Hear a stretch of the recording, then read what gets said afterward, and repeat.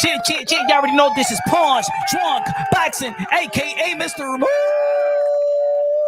Shine himself, a.k.a. El Adobo, a.k.a. El Sazón, a.k.a. El Borracho, a.k.a. Café Bustelo, a.k.a. El Pastor de Boxeo. Ladies and gentlemen, good morning, good afternoon, good evening, wherever you are in this side of heaven.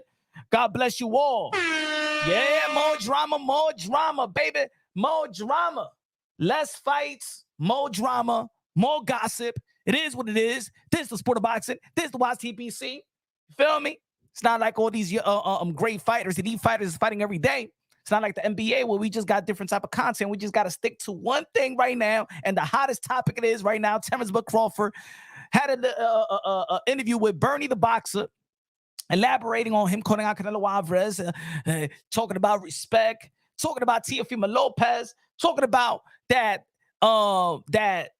his own people, black people, don't support him the way and support Shakur Stevenson and Devin Haney and stuff like that. And we're gonna be alluding to that because I see a little contradiction here in the sport of boxing when it comes to Terrence Crawford and what he was saying. And maybe it's true. It's true. Maybe it's true what he was trying to say. He said it before a couple of years ago when he was out there in the UK and saying that he wished that, you know what I'm saying, his own people would support him like that. You know what I'm saying? And this is the reason why I always say, Latinos unidos, porque nosotros somos unidos. Shout out to everybody in the chat. What's good? What's good, everybody in the members? What's good? Savage in the building. What's good? Savage in the building. What's good, my brother? He said, let's go punch Crawford, acting like a tough guy for no reason. Yes, sir.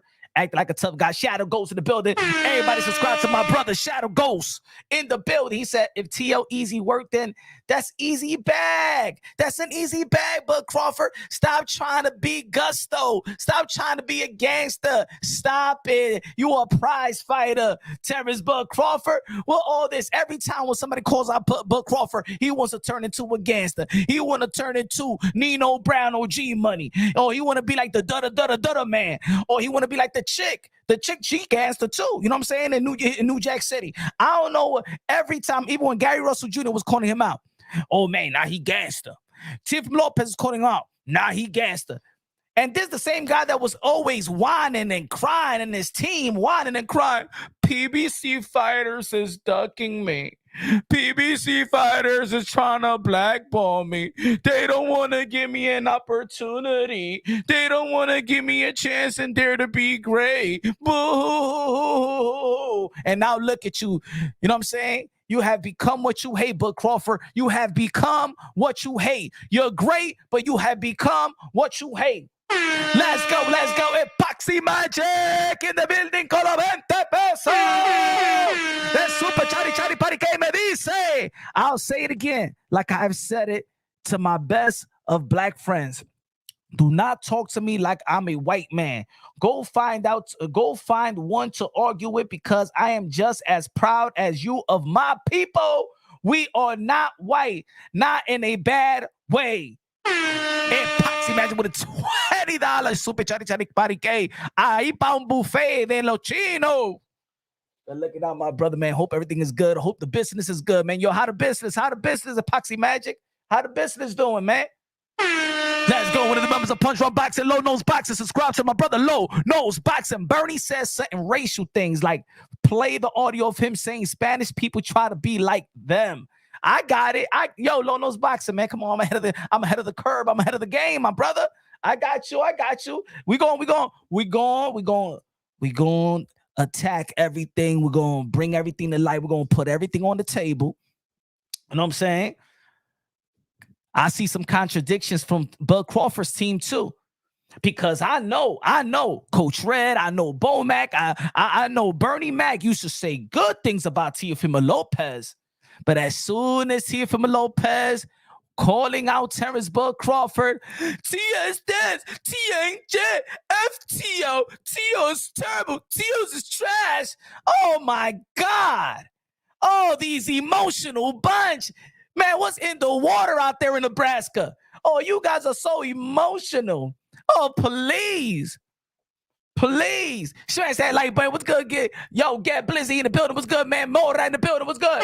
One of the members of Punch Drunk Boxing. If you have become a member of Punch Drunk Boxing, you already know where to go, man. Come on, smash the links. The link is in the pin. Subscribe. Subscribe and become a member of Punch Drunk Boxing. Stop playing around, bro. Let's go with Poxy Magic in the building with the 5, 4, 5 Super Chari para que a comprar pizza con Coca-Cola. Me dice. Going very well. We will be in NYC next month to work in the lower section of the stock trade building. All I can say, NDAO.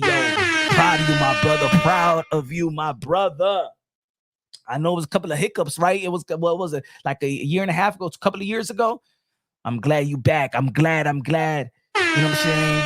Glad the business is up and running, baby. Let's go. So, Bud, aka MC Gusto. I don't know if y'all know who's MC Gusto. You know what I'm saying? I don't know if you a 90s baby. But if you a 90s baby, you know. Terrence Bud Crawford is acting like MC Gusto right now. He's acting like CB4 right now. Terrence Bud Crawford is a gangster. Terrence Bud Crawford is a tough guy outside of the ring. Terrence Bud Crawford wants to fight outside of the ring. Nobody should call Terrence Bud Crawford or the big Terrence Bud Crawford. He will beat you up outside the ring. Man, please, man, you a prize fighter. You mad that Teofimo Lopez is calling you out? He said Teofimo Lopez is disrespecting me.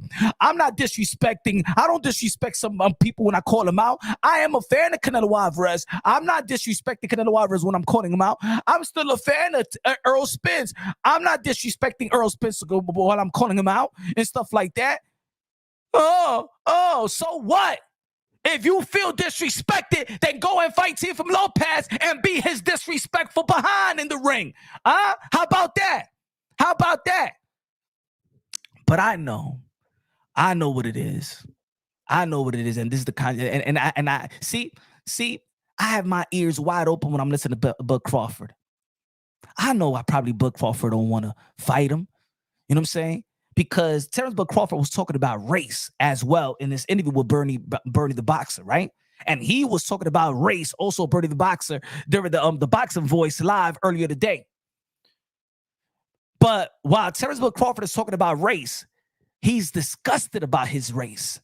He's disgusted that his people don't support him like that.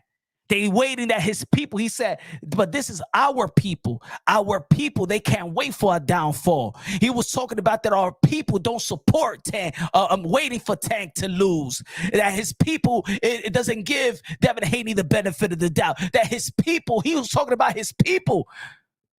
Maybe Terrence Bud Crawford is just not a proud black man. And it's the reason why Teofimo Lopez could say, whichever monkey gets the banana, you won't even step up for your race. You won't even step up for your people. How about you step up for your people, Bud Crawford, and beat this Latino man? How about that? No. It's because Terrence Bud Crawford is disgusted of his race. That's what it is. I read between the lines. He don't like, he's disgusted about his race. He's disgusted how his people, you know what I'm saying, unite. They don't unite like Latinos. There's some enviness. He said, yo, these guys can say whatever they want to say, but they don't get canceled. If I say what I want to say, I get canceled. You don't get canceled in the sport of boxing. Nobody get canceled in the sport of boxing. Mike Tyson said, I don't do interviews with women unless I fornicate with them. Mike Tyson said he'll eat Lennox Lewis children. Mike Tyson said, hey, yo, that come and put me in a straitjacket. I'll F you till you love me, fed. Huh? Mike Tyson ain't get canceled.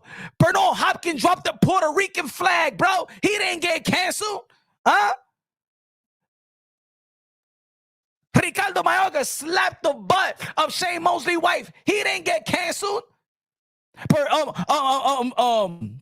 was talking about also Billy Joe Saunders was in the heavy bag. And remember, he was demonstrating how to beat a woman. He ain't get canceled. Kovalev ain't get canceled. Ain't no back. Devin Haney, I would never lose to a white boy. He didn't get canceled. Marvelous Hagler and Alan Minter, they didn't get canceled. What are you talking about, Bud Crawford? You've been racist yourself then. I'm not going to say racist. You said racial slurs, brother. You said racial slurs. You don't remember to Jose Benavidez Jr.? This wasn't you. Did you get canceled? Hold on, let me get this thing out of the way so y'all can read it real good. This was Crawford. I'm going to beat your ass. I'm going to get all them burritos out you. And now you can't handle a little banana slur. But you got the burrito slur. But you ain't see a bunch of Latinos crying and bitching and whining like you. You don't see that. They take it to the chin, like Ecuadorians and the Mexican. Man, fuck, I love burritos. A mí me gustan los burritos. A mí me encantan los burritos. ¿Qué me importa lo que están diciendo esos tigres? You wasn't canceled. They didn't cancel the fight. Hypocrite. You hypocrite. Now you can't handle a little banana slur. Banana shouldn't be a slur. It's used as is used to eat. It's good fruits. You know what I'm saying? It's good fruits. Stop trying to be CB4, bud. You great, bud. Bud, you one of the greatest of this era, bud. You're one of the greatest that ever laced them up, bud. The respect, the Teofimo Lopez is not respecting you. Let me flip it around so you can understand that Teofimo Lopez actually respects you to the fullest, because Teofimo Lopez says he want to dare to be great. And to dare to be great, you gotta fight somebody great. That's the respect, motherfucker. He respects you. That's why he's calling you out. That's why he says he was 3-time lineal. That's not a disrespect because somebody's calling you out. He's daring to be great. He ain't kissing your fucking ass like fucking fucking Shakur and Keyshawn. He ain't your little boy. He's not under your wing, bud. He's trying to fight you, bud. Fight him. You should respect that Teofimo Lopez. As a matter of fact, you was a fucking fighter. You should look at Teofimo Lopez face up and then, yo, my man, you got mother effing guts to call me out, because in my career, I couldn't find nobody to call me out. I'm going to be 37 years old, and I can mention probably like 2 people that ever called me out. And you, my nigga, you a little dude trying to fight me. I can't even, the whole welterweight want to fight me. Teofimo, you should respect Teofimo Lopez, my nigga. Whole team acting like straight up punani juice. Because you getting called out. Fight him then. You was a fucking fighter, aren't you? He's disrespecting me. Stop acting like a damn beta. Sign the mother effing contract and fight Teofimo Lopez. And if you feel like he's saying something racist, then slap the monkey slur out his mother effing mouth in the mother effing ring. Tough guy. Got it here, bro. Come on, man. This is the sport of boxing, bro. He said it himself. Hey, yo, I said this to entice a fight. You should respect Teofimo Lopez. Teofimo Lopez have the utmost respect for you. That's why he want to fight you. He wants that legacy. You should respect that, bud. Aren't you a fighter? Why you want Canelo Alvarez? Why you want Canelo? Other than the retirement check. Why you wanted Earl Spence? Huh? Why? Why you was calling out Jamel Charlo before he went out there to Canelo Alvarez? For what? For dare to be great. What, is you the only one that gets respect for dare to be great? Nah, bruh. Nah. Sometimes you the hunted one, bruh. You said it's the Bud Crawford era. What you expect people to do? Aren't you great? If you a bum, you don't get called out, bud. If you a bum, you do not get called out. So the respect is in the call out. That's the respect. What you want is people to kiss your ass like everybody around you, bud. You want everybody to kiss your fucking ass. And Teofimo Lopez ain't wiping your damn butt, bruh. He ain't wiping it, bruh. He want to fight you. He wants your legacy. He's coming for you, just like Mike Tyson told Lennox Lewis. Hey, Lennox Lewis, I'm coming for you, and you can't take it. Trying to be MC Gusto, fake ass gangster. You's a fighter, and you great. Put that motherfucking energy in the mother effing ring and fight Teofimo Lopez and stop acting like you a gangster. You got a beautiful family, a beautiful woman, beautiful family, great father. Fatherhood is prominent in the sport of boxing. Loyal team. Use a fighter, get in the ring and beat Teofimo Lopez if you feel like he's easy to beat, and do it for $1 million and do it for millions of dollars. You was a prize fighter, bruh. And all you mother effers out there in the boxing community, Tia's gonna get effed up. So what? Then let Teofimo Lopez get effed up.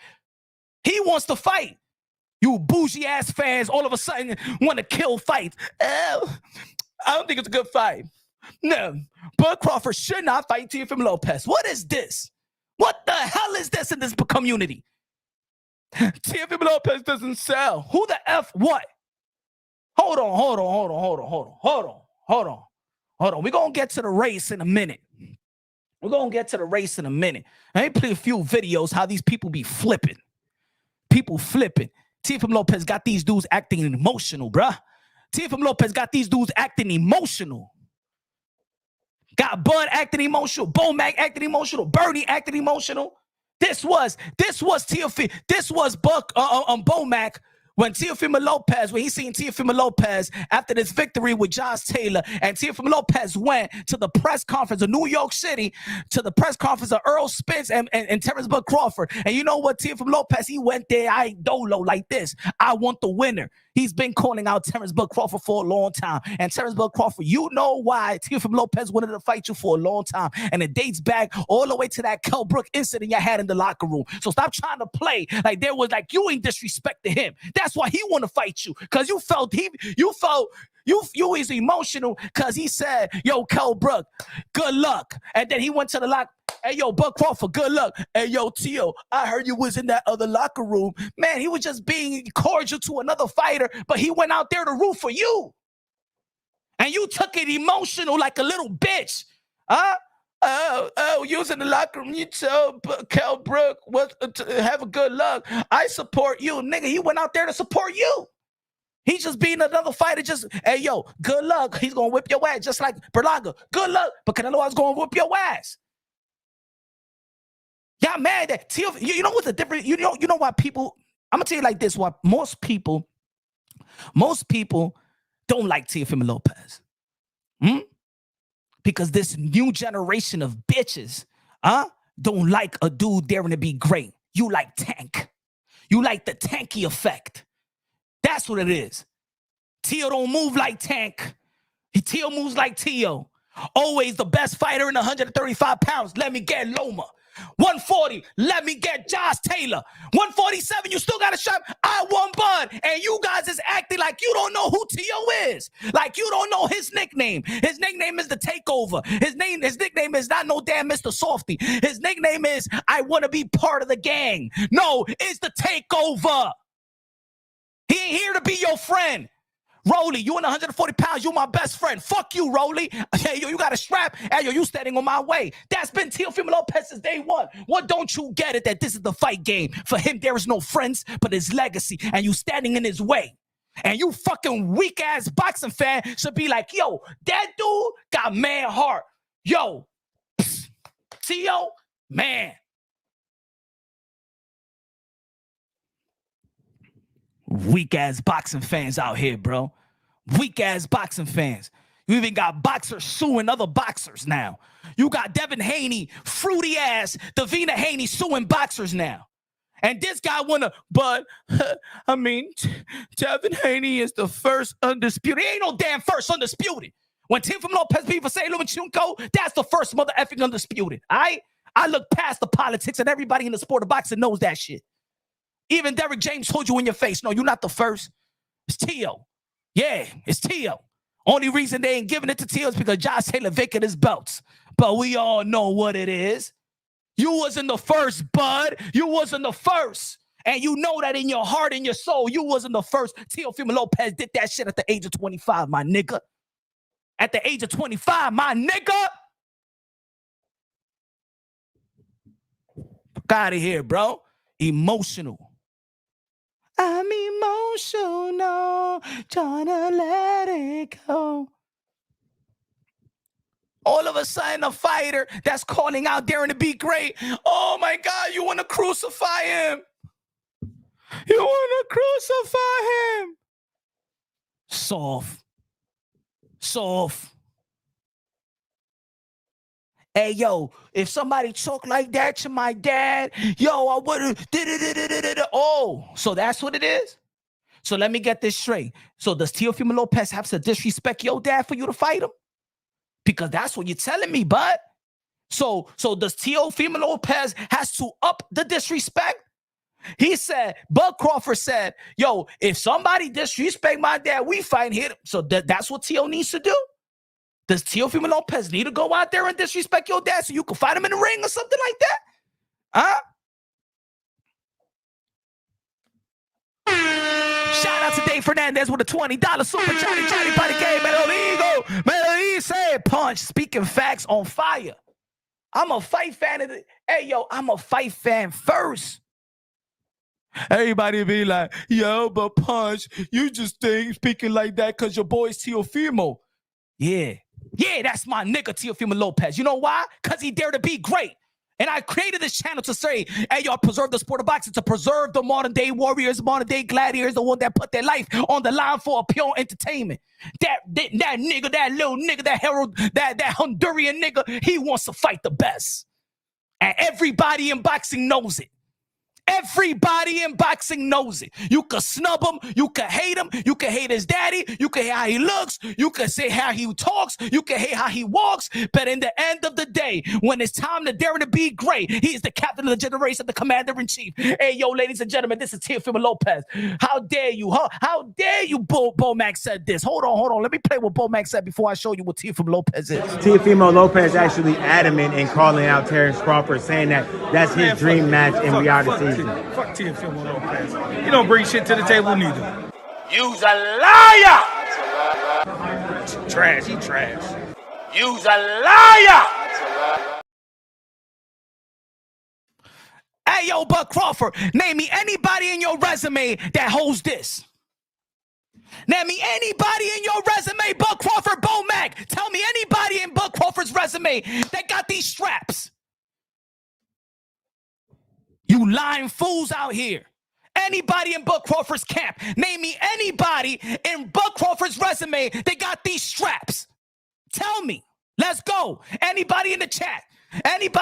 Tell me anybody in Bud Crawford's resume that got these accomplishments. I'll wait. He got nothing to offer. He's the best. He's the most accomplished fighter in your resume if you fight Teofimo Lopez. Those are the mother effing facts. We speak facts out here. F your feelings. Tell me, who got it? Huh? Is it Diaz, Felix Diaz? The lawman? Earl Spence? Amir Khan? Huh? Kell Brook? Huh? Ricky Burns? Huh? Who?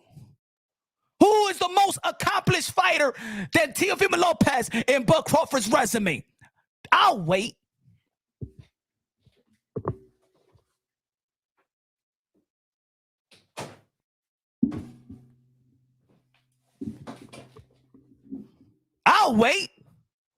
You got nothing to offer. He got everything to offer.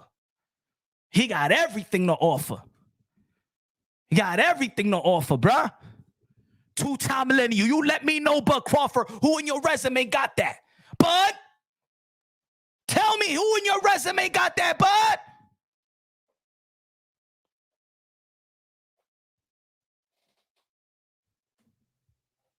Teo earned the right. Teo earned the right to call you. Teo earned the right to call you out. You ain't no damn Floyd Mayweather, Bud. With that third-tier Hall of Fame resume, Teofimo Lopez has bigger wins than you. Yeah. Josh Taylor and Lomachenko. You just got Earl Spence. All in the air, all in the bubble, all in the clouds. All because you beat Earl Spence, a guy that we all knew that you could beat anyway. Oh, you beat Earl Spence. Now you think you could beat Canelo. Get the F out of here. Canelo Alvarez will put you in the hospital permanently, bro. Canelo Alvarez will put you in the hospital permanently. I don't call no Canelo Alvarez. Looking for a 401k plan. This is your legacy fight right here. Two-time lineal. There you go. Didn't you cry? Oh, everybody's ducking me. The PBC fighters is ducking me. Keith Thurman is ducking me. Earl Spence is ducking me. Manny Pacquiao is ducking me. Ooh, boo-hoo. Sean Porter is ducking me.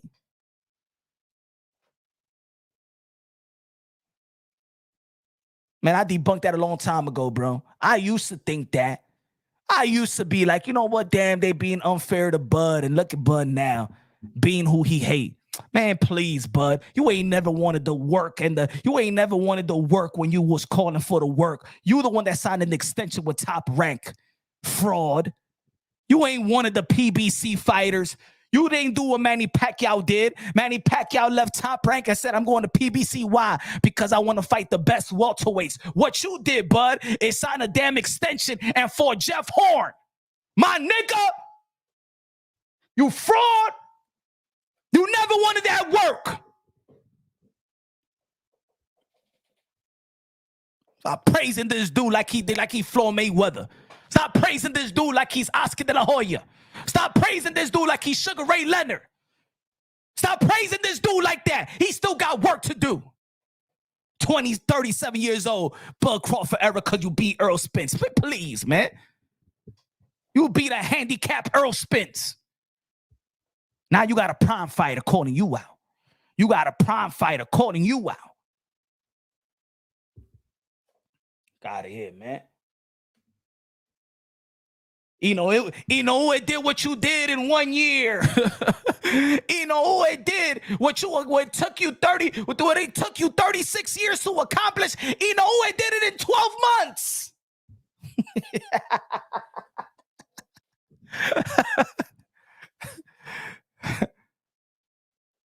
If they say is the pound for pound number one, you get mad too. And please, 4th division world champion, 2 division undisputed. Out of here. Did it in 12 months. Come on, man. Everybody should be calling for the fight. Do you want to see T.O. versus Bud, or you want to see Bud inactive and him fight? Well, we gonna fight. When Bud gonna fight again? Next year? He's been fighting once a year ever since 2001. You don't want to see the fight? You don't want to see Bud beat the crap out of T.O.?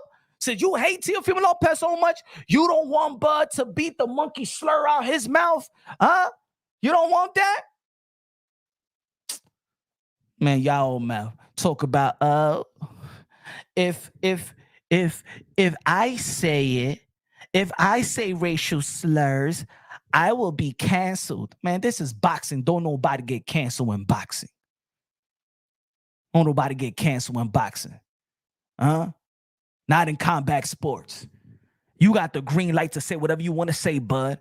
And you got the green light to, if you feel disrespected, I'm going to disrespect this dude and make millions. What? Yo, that's the beauty of it. That's the beauty of it, isn't it, folks? We're fight fans. The only thing I could do is pump up fights. Isn't that the best? Like, yo, come on, yo. Somebody disrespect you in the street, bro. Somebody disrespect you in the street. You're going to be fighting this dude. You go to jail, whatever, stuff like that. You could lose your life. You could lose some time. You know what I'm saying? You could lose an eye. You could get, somebody could jump you. The whole crew could jump you. You could get stabbed. You could get shot and stuff like that. You feel disrespected by Teofimo Lopez.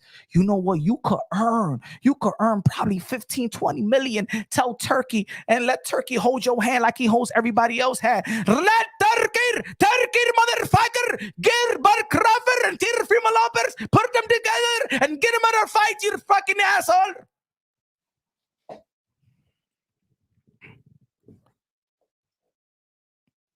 This is boxing. This is where somebody could disrespect you, could make millions and disrespecting him back. Come on, my brother. Come on, Turkey al-Shikir. Bud Crawford, I saw Teofimo, disrespect your fucking ass.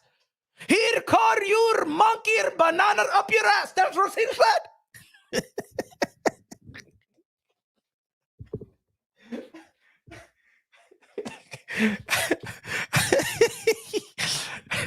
But Crawford, you want Canelo Alvarez. I understand.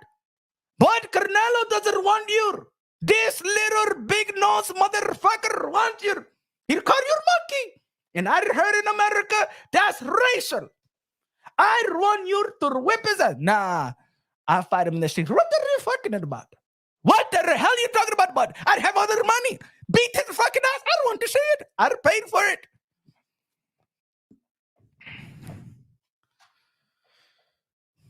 Teofimo Lopez. Rap Store Boxing out of the voice for the UK, London. What's good, my brother? He said, Buzz said Teofimo Lopez. He ain't clout chasing your effing ass. You mean he clout chasing you? When does Teofimo Lopez ever clout chase anybody? His resume speak for itself, bud. His resume speak for itself, bud. Clout chasing you for what? For what? You never been a truly A-side, man. You was a secondary star in the sport of boxing, bro. You was a secondary star. You was a Shane Mosley. You was a Bernard Hopkins. You're not the Oscar de la Hoya. You're not the Floyd Mayweather. You're not the Manny Pacquiao. You're not the Canelo Alvarez. What you was doing at the age of 25, I tell you what Teofimo Lopez accomplished at 25.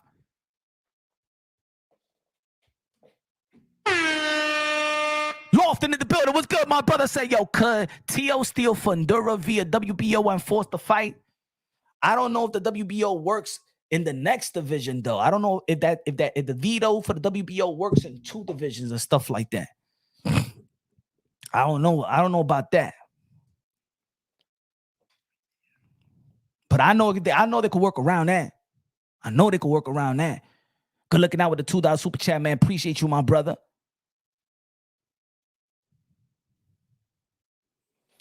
Bud is an OG. Sells 50 tickets in the local. Man, please, man. Yeah, he did like 12,000 in Omaha.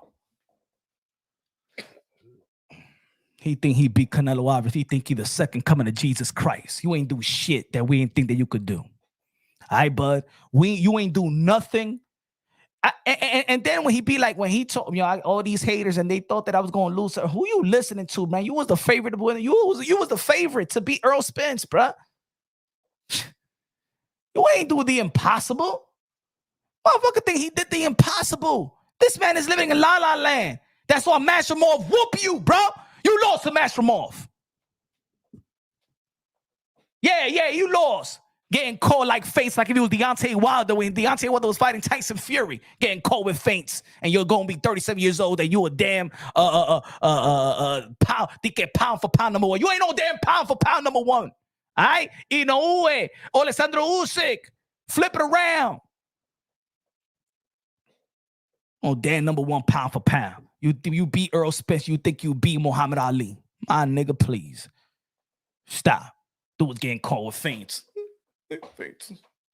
Mashromov is awkward. Man, you 37 years old, man. You pound for pound. Pound for pound means that you number 1, pound for pound means that you could adapt to any style at any weight class. And you're the pound for pound best. Oh, it's an awkward style. This man had 10 fights in the pros. Hasn't earned shit in the pros. Look at the damn resume. He's awkward. Please, man, you lost, man. 115, 113, he lost.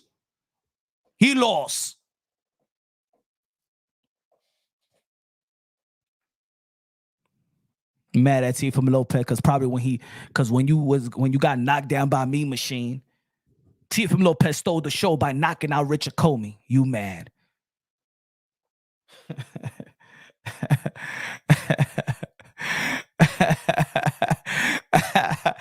Come on, man. Come on, Terrence. Come on, bruh. People felt sorry for you when PBC was playing you on the Fox network and they put the champions and they didn't put you. We felt for you, bud. We was pulling for you, bud. We were saying, yo, give Bud a chance. Give Bud an opportunity to dare to be great. I knew Bud going to beat Earl Spence. I knew that. It was no way that Earl Spence could be Bud. Every boxing I knew that. But we wanted you to dare to be great. Now you becoming who you hate. Now you becoming who you hate. Yo, my man, let me tell you like this. For any fighter out there, once you the top dog, everybody's going to be gunning for you. And if you saying that this is the Bud Crawford era and another man name is the takeover and he's trying to take over, he's going to call you out.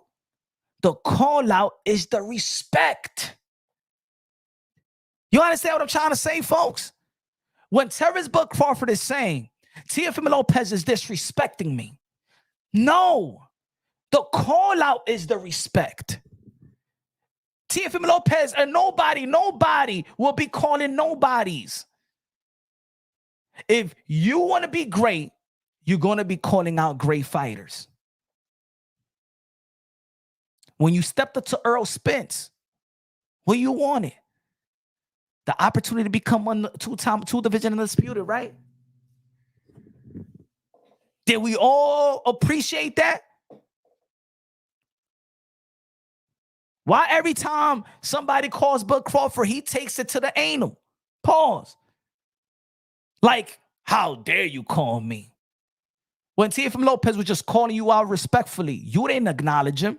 And now he's disrespectful. And now the whole world is acknowledging it. When I was talking about this last year, everybody was talking, yo, Punch, stop it. Stop it. Now there's a potential matchup. When I was talking about this for a year and change, a year and a half, you guys was no. And I said, man, this is, if we was living in the 80s, and this was what, 1981? Is it 1980 when Leonard, when Sugar Ray Leonard and Roberto Duran fought?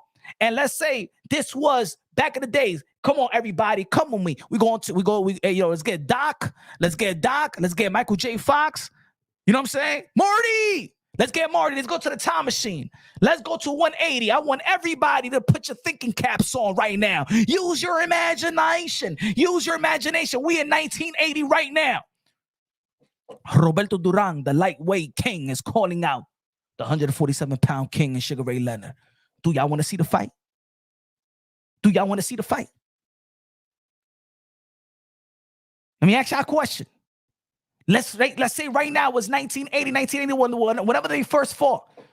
And Roberto Duran is calling out Terrence Bud Crawford. Y'all already know that Roberto Duran already lost to De Jesus. So he already had one loss. Just like, but he lost to Jose Carambosa. He already lost. We're in 1980, 1981. Roberto Duran says, I want to fight Sugar Ray Leonard. Do you want to see the fight, yes or no? Or we forgetting what boxing is? Huh? The 154-pound champion. Thomas Hearns. I'm calling out Hagler. I'm going at middleweight. Do y'all want to see the fight? Yes or no? Oh, y'all forgot to be boxing fans. Oh, it's out. No, Tio, that's too much. Tio. A lineal calling out another lineal. It's out of order now. Usted tan loco, eh? Y'all forgot to be boxing fans. Y'all forgot. I want boxing to be like it was back in the days. And here comes Teofimo Lopez. He's a retro type of fighter. He's bringing that type of energy like back in the days. No. Teofimo Lopez should not fight Bud Crawford. No. Bud Crawford, don't fight him. No. He'll beat him up. No. What has happened to the boxing fans, folks? What has happened? What has happened? Dave Fernandez con los 5 pesos de Super Chari Chari Pari. ¿Qué me dice? What I saw with Matrimony is Crawford aged. Tio will be too fast for Bud. That's why Bud don't want that smoke. Bud don't want that smoke because he feels if Teofimo Lopez whoop him, all the facade, all the Bud Crawford is the greatest and all that stuff goes out the window. And his team knows he has all the attributes to challenge Bud. Yes, folks. Now I'm not a slave to the moment because y'all think I told y'all don't be a slave to the moment. I told y'all do not be a slave to the moment. With Bud Crawford and Earl Spence, he looked at ordinary versus a green fighter that hasn't done nothing in the pros. Nada. Basura. Basura, bruh. People are just trying to come out of nowhere and be like, no, Mashamov is really, Mashamov was a good fight. Mashamov has all these amateur bouts. You know what's funny? And that's what I mean, that every narrative comes back around and bites you and kicks you in the ass. But when I talk about the amateurs, you know what a bunch of people tell me? Stop talking about the amateurs, not the same. When I say, hey, yo, Devin Haney versus Ryan Garcia is going to be like that in the amateurs. Stop talking about the amateurs. The amateurs don't count. Look at Demetrius Andre in the amateurs. Every time when I say Demetrius Andre was the man of the amateurs, beating everybody up from Daniel Jacobs to Sean Porter to Keith Thurman to Charles Hatley, right? When the Demetrius Andre was the best in the amateurs, beating every name, every hot name that came into the pros, right? Shut up. Boo ain't shit. Boo haven't earned that. Boo ain't nothing. That's just the amateurs. That's just the amateurs. But so y'all could give Bud Crawford credit, but Mashamov have 200 fights in the amateurs. But Bud Crawford had 300 fights in the amateurs. Gervonta Tank Davis got over 250 bouts in the amateurs and nobody give a damn. Huh? Andre Berto got almost 300 amateur bouts, but nobody gives a damn. But for you to give props, for you to justify a Mashamov, but you got to understand that Mashamov had like 300 bouts. Blah, blah, blah, blah, blah, blah. Get out of here, bro. Get out of here with y'all damn narrative. When I want to talk about amateurs, y'all don't want to talk about it. Even when I talk about Keyshawn Davis in the amateurs, y'all don't want me to talk about it. All right? I got archives. Look at the archives, man. I talk about Ben Whitaker. Huh? The amateurs is different. And the amateurs is different. When it comes to Mashamov, you got to understand that, Bud had difficulty because Mashamov has 300 bouts in the amateurs. When I told y'all that, Teofimo Lopez is going to outbox Vasily Lomachenko, and y'all was like, get the hell out of here, Teofimo Lopez only got to punch his chance. Go to the damn archives. Go to my past videos. Go. Y'all can jump out the live. I said Teofimo Lopez is going to outbox Vasily Lomachenko. Why? Because what Teofimo Lopez did in the amateurs. Shut up. You don't know shit. Teofimo Lopez is too green. He ain't ready for damn Vasily Lomachenko. Who cares about the amateurs? Teofimo Lopez beat the only guy that beat Vasily Lomachenko in the amateurs. The French dude. Nah. Hey, but punch. Why you always talking about now the same thing and stuff like that? Because y'all like gossip, because I was talking pure boxing. Y'all ain't want to hear it.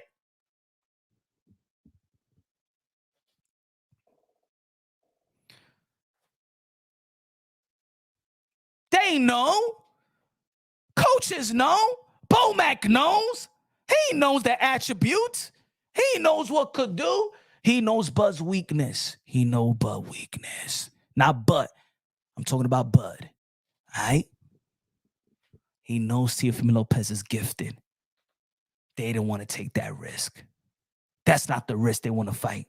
They want to fight Canelo Alvarez because with Canelo Alvarez, if Canelo Alvarez whoop him, it's a win-win situation because he just jumped up really 3 weight classes because he haven't done shit in 154 because I believe that Mashamov beat him. I don't give a damn what anybody say. It's because, the only reason why people say that Mashamov probably didn't beat him is because you don't want Mashamov to be a name. That's like taking a big name out of the sport of boxing, out the limelight. So, I'd rather have Bud Crawford win. You know what I'm saying? Because I still can have a Bud in Charlo, Bud in Tim Tszyu, Bud of Fundura. You know what I'm saying? Maybe if I'm one of those weirdo fans that want Bud and Canelo Alvarez, then you know what? Mashamov beat him 115, 113. Beat him by a round.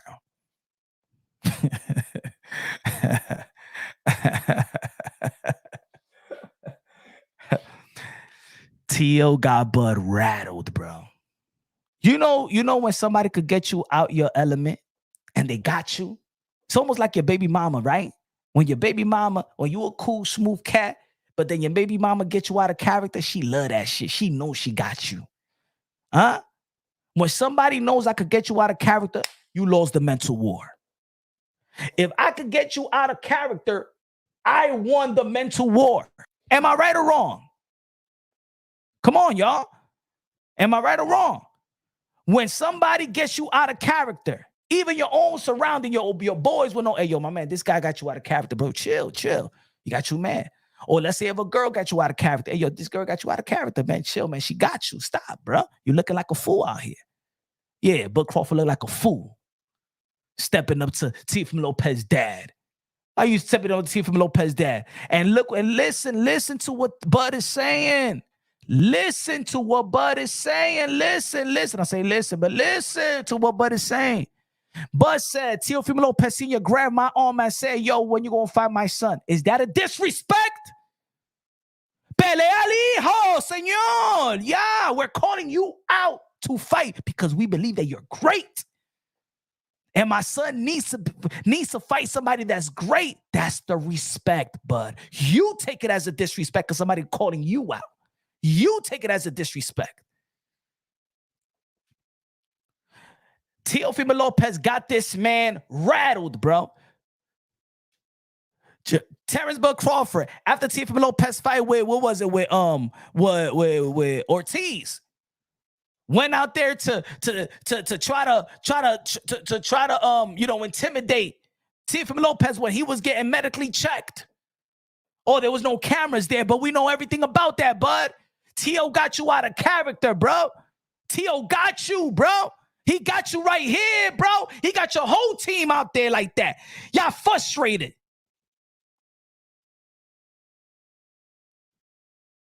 Fight Teo.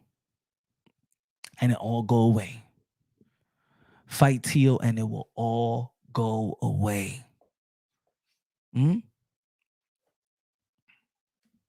This is what Bernie said in the boxing voice yesterday. You know how it is when, he said this. Hey, yo, Latinos, what you feel? Latinos in the building, Hispanic, Spanish, whatever you want to identify yourself with. Mi gente, Latino. What do you feel about what Bernie said? Bernie the boxer, Bud Crawford's right-hand man. What he said. What do you feel about this? Motherfucker, you speaking up for them Spanish motherfuckers and all they want to do is be us. And I'm gone, nigga. Speaking, he told Nestor Gibbs, you speaking for them Spanish mother effers that want to be us. Ooh. Hey, yo, any Spanish people out here want to be black? Because I know I'm Dominican. And when I say I'm Dominican, black people tell me, why you say you Dominican? You black. But yo soy Dominicano. No, be black. They force me to say that I'm black. No, say that you black. I'm Dominican. You Dominicans don't want to be black. You Dominicans act like y'all ain't black. Oh, now you want me to, now. Are you forcing me? Are you going to put me in jail? Are you going to put me in jail? Because I love to say que yo soy dominicano y me gustan los plátanos maduros también. Y me gusta arroz con guandula y toda esa vaina. Y me gusta mi menguere y mi bachata y mi salsa. Yo soy dominicano y latino, mamagüevazo. ¿Ustedes qué? I ain't no damn crayon. You don't even know what you are. Bernie don't know what he is. Mira este tigre. He thinks that Latinos ain't proud out here. Thinking we want to be you all because we only. Let me say it like this. I'm gonna speak for Latinos. I'm gonna speak for the Latinos, bruh. Because I don't like that shit. The only shit you provide is good music. Just because I like Tupac, that doesn't mean I want to be you. Just because I like 50 Cent, that doesn't mean I want to be you. Just like I like a nice R&B, that doesn't mean I want to be you. When I'm playing baseball, yo quiero ser Manny Ramírez, el dominicano, el platanero, mi hermano. Sí, yes. Mira este tigre. Di que la Spanish niggas want to be us. En que, mi hermano, en que. We have the best women in the world, baby. I don't want to be you. Ustedes ni tienen bodega. No tienen bodega. I think I want to be you. You don't even own grocery stores, man. I go outside. Man, lo digo yo. I'm going to say it because everybody here is scared. Everybody here is scared.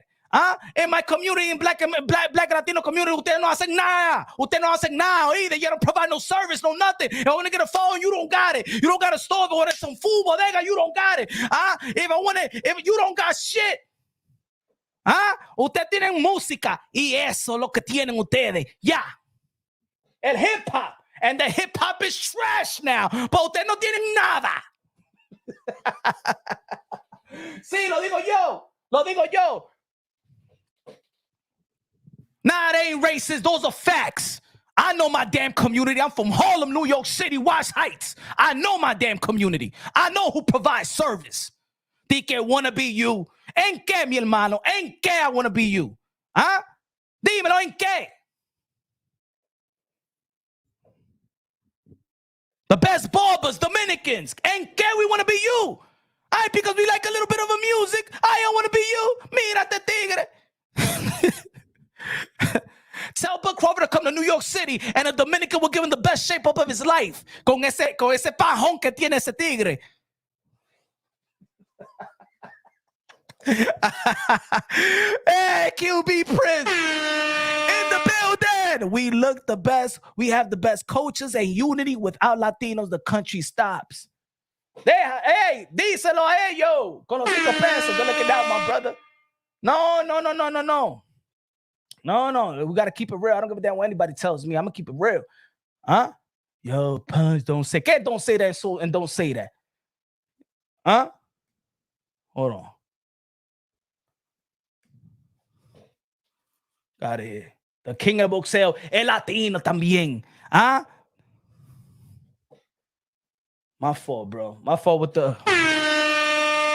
Studios in the building. What's good? Said with a $2 super chat plus. I thought Tio said he part black. No say eso, mi hermano. Coming from people who glorify Pablo Escobar, El Chapo, and Scarface.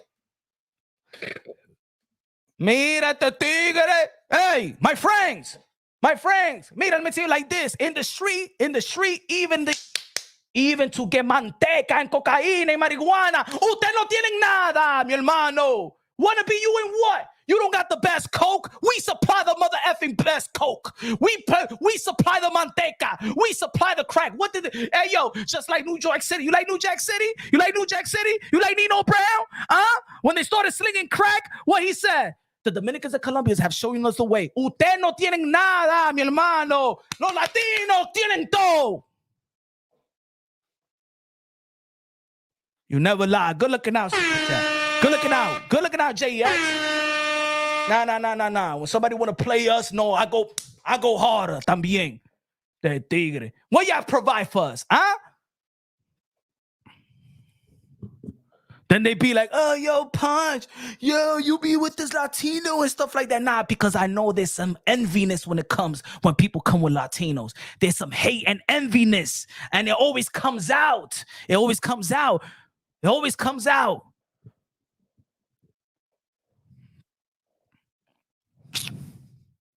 Come on, man. Crazy.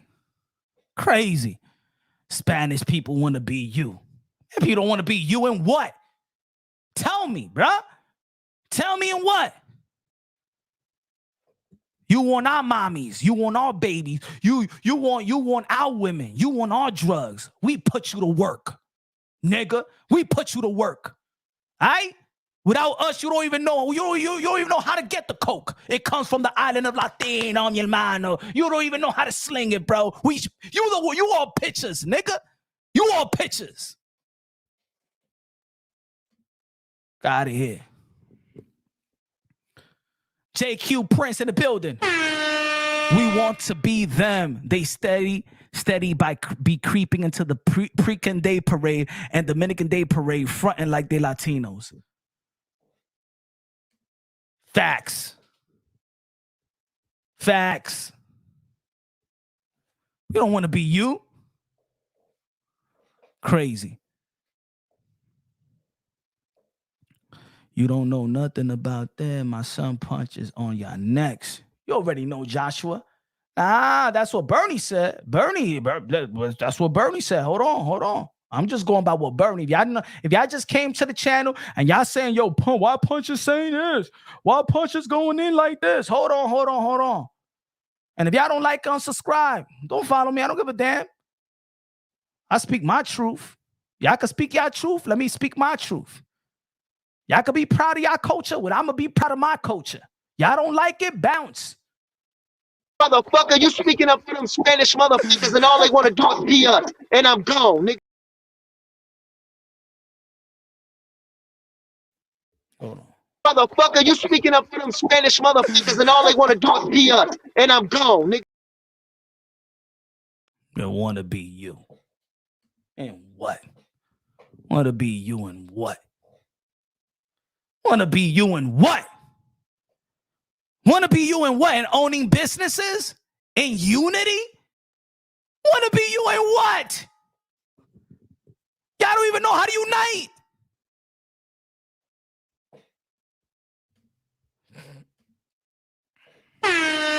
Punch es platanero. Blacks got no culture. Eso es verdad. No tienen nada esa gente. No tienen nada. You know why I say what I say? Because I'm from New York City, baby. This is the melting pot of the world, bro. I'm raised and born with every single damn race, every language. I hear it all. In my block, there's a mosque, a Muslim mosque right across the street. There's a Catholic church in Broadway. There's the Baptist church, and right below that on the left side, there's a Jewish temple, man. I'm born with every religion, every culture, every language all around, man. I'm from New York City, Manhattan, kid, born, raised, bruh. So I know what I'm saying. And let me tell you like this. Every race feels the same way. They feel the same way. You don't provide nothing but music. Hey, nobody want to be you. Just because we like to listen to music, that doesn't mean we want to be you. Huh? What happened? Am I lying? Am I lying? Huh? Am I lying?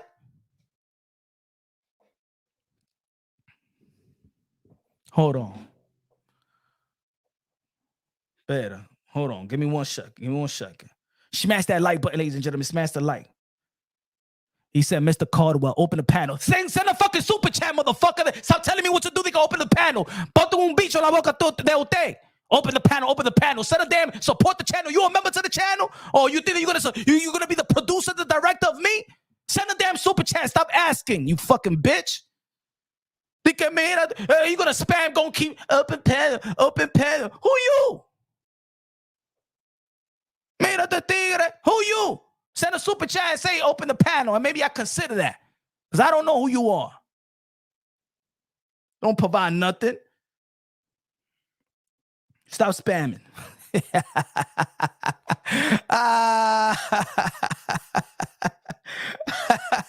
Smash that like button, baby. This is the hottest channel in the world, baby. The high octane. Nobody can match his delivery. Nobody can match it, baby. In English and Spanish. He said debate. Whoa, man, debate nobody, man. You gotta pay me. Out of here. I don't volunteer.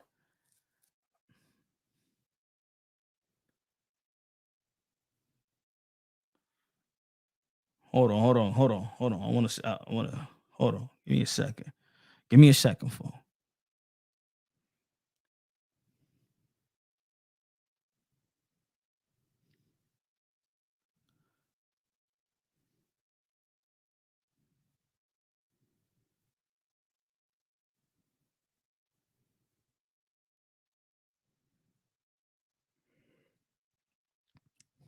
But ain't getting no Canelo.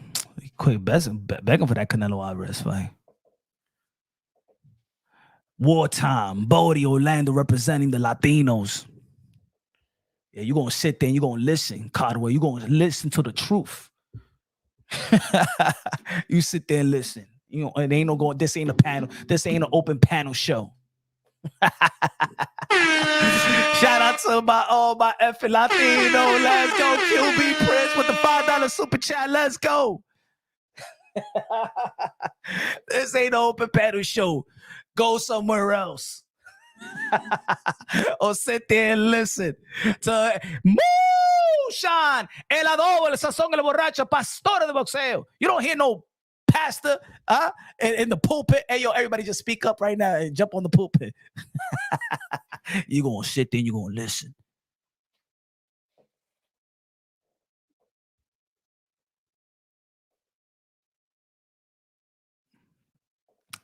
Yo, Punch, read my super chat. My fault. Hold on. Lono's boxing. Hold on. I got you right here. Damn, my fault. I miss a couple. Ain't never want to be it. Oh, I got you right here, QB. QB with the $5 super chat says, I ain't never want to be black. Fuck out of here. That's the last thing I want to be. I'd rather be Chinese. Hey, yo, at least Chinese, they provide something. Hey, yo, let me tell you like this. Even Los Chinos, mira. Hey, yo, QB Prince. And you know you from New York City, bro. Even the Chinese know how to learn and speak Spanish, bro. And the blacks in our community been with us for forever. Y no aprenden nada. Hasta los chinos, go to Canal Street. The Chinese know how to speak strictly Spanish because they know they have to. Even the doctors nowadays, they got to learn how to speak Spanish. Hey, tu estómago, tú te sientes enfermo. Tú te sientes enfermo, pues te vamos a dar una medicina y tú lo puedes recoger en CBS o en Duane Reade. Pero tú vamos a hacer un appointment para que tú vengas para atrás a ver lo que si se mejoró lo que es el estómago que tú tienes.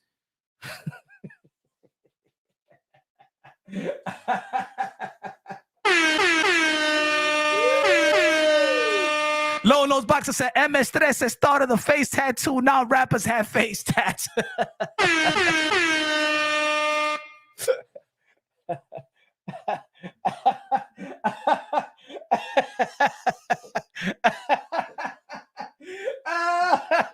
Yeah. Hey yo.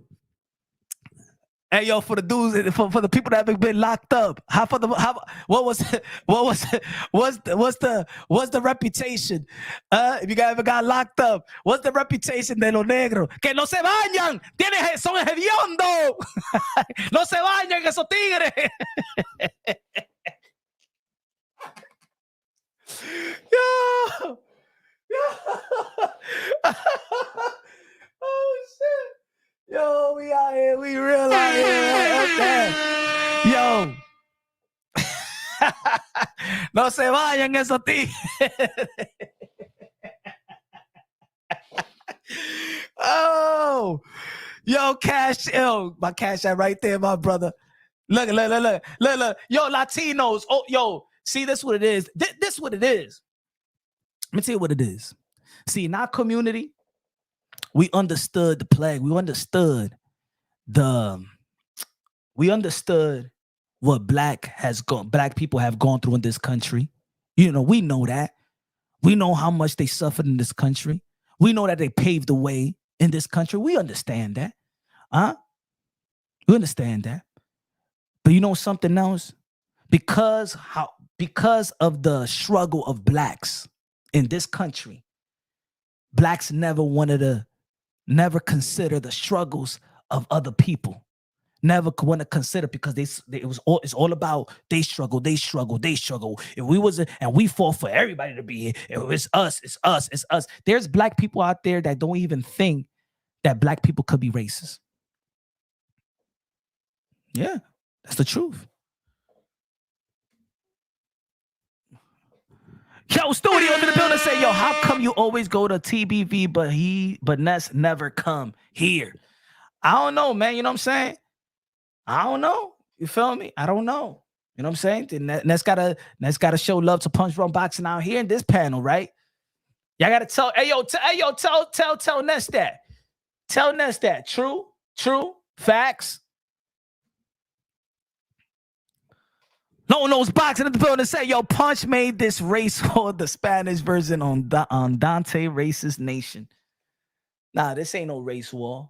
Nah. We're brothers, man. We're brothers and sisters, sons and daughters of the Most High. We own it together. The thing is, why I could speak on it is because this is our community. I could speak on it. I'm being real when I'm speaking on it. And this right here could only, hey, yo, look, I'm from New York. All we do is snap at each other, slap box, play crate ball, play dominoes and stuff like that. But the way that we talk, we have a lot of jokes. We step on each other. That's just New York, man. You know what I'm saying? If people gonna take it to the heart, I understand why Bud takes it to the heart, because Teofimo Lopez, New York, and you see how Teo talks, you see how Berlanga talks, you see how how Chris Colbert talks. You know what I'm saying? You see how Mike Tyson talks. You saw how Zab Judah used to talk back in the days. You saw how Hector Camacho talk. That's just how we talk, bro. But we don't got the thing is we don't got no hair in our tongue. We just say how it is. Just like what Hector Camacho was saying. Hey, yo, Mike Tyson being around a lot of niggas. I ain't talking about blacks, good black. I'm talking about, remember when Hector Camacho had heart, he was going at Mike Tyson, bro. He didn't give a damn. Y'all remember?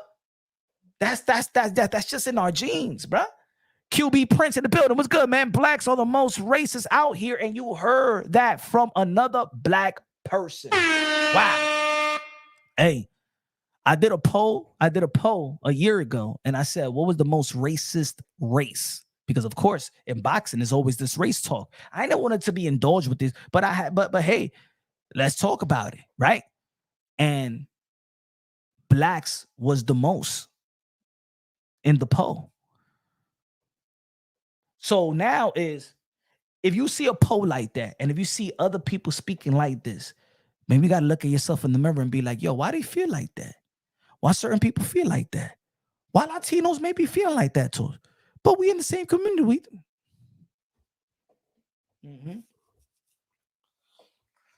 I know what people don't like about Latinos. And it's not even that they don't like. It's what they envy. How we unite. Since they can't do that, it's always a divide. It's always a split. And sometimes the politics split them. You got Martin Luther King, you had Malcolm X, and they split you, right? They're split. They and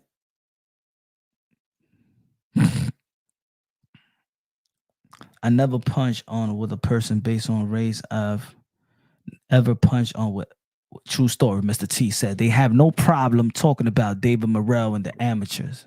True. Look.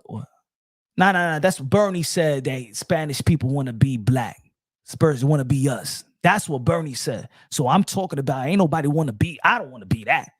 I'm Dominican. I'm Latino. I love my culture, bro, to the fullest, man. If God said, yo, you want to be reborn again and you have to pick your race or your culture, man, I say, man, get Dominican or anything close to it. With that culture and that cuisine and that alegre and that, you know what I'm saying, with the women and stuff like that and all that, you know what I'm saying? Nah. I love everything. I love my tan skin complexion. I love it all, bro. I can speak 2 languages. I like it. I like when I get out there. I like, as a matter of fact, I like when I leave a country and then they be like, you Dominican? I don't know what's that.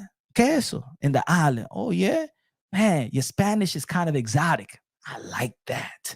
I like who I am. I love it. They can wake up and be, man, please.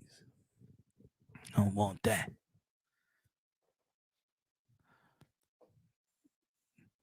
John Irving. He don't hate Teo. He only hate Teo because he started calling out Bud. I've spoken to Bernie about Teo in the past, man. Bernie been used to come to my channel, check in the past. He spoke highly of Teo. He said Teo is the one that's doing it. Bernie don't like Teo's because now Teo is calling out Bud. Bo Mac loved Teo. But the thing is, Teo's calling out Bud. So now Bo Mac talking ish. Coach Red used to respect Teofimo Lopez, but because he don't like Teo, because Teo is calling out Bud, now it's a disrespect on Teo. But it should be a respect. It should be like, yo, this is a fighter. And when this time around, in this day and age, we're always talking about who's a real fighter, who's this, who's that. When we're looking at the resume, ain't nobody denying this. Ain't nobody could deny this. You could hate Teo all you want, guys. Hate him all you want. Like I said earlier, you could hate Teo all you want. But if you a boxing fan, you got a fighter that goes for this and always daring to be great. Let's not forget that his wins versus Vasily Lomachenko and Josh Taylor, he was the underdog, bro. You got to remember, top rank Bob Arum says you don't have to fight Lomachenko right now. Bob Arrow didn't want Teo. He said he wanted Teo to fight Lomachenko after the pandemic, and Teo said, no, I want him now. Josh Taylor fight, that was a suicide mission. If Teo would have lost to Josh Taylor, he's out of Top Rank. They wasn't even promoting the fight till Sunday. This is why Teo is the way that he is. Let me say it again. They didn't promote the Teo versus Josh Taylor fight till that Sunday of the fight week. Go back and do the archives. The only interviews that Teo did was actually Punch Run Boxing. And one with Mill City, I believe so. That's it. They didn't want to promote him. You know why? Because they thought he was going to lose. Let me tell you another thing. Teofimo Lopez had a hand surgery. He wasn't even clear to spar going into training camp. They wanted to push it in July. They said, no, June. I got to take the fight.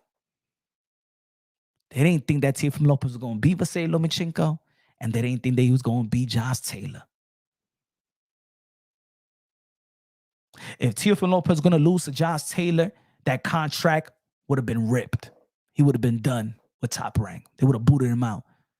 That was a fight to get him out. But he won. And when you win the belt, guess what happens? The extend of a contract happens.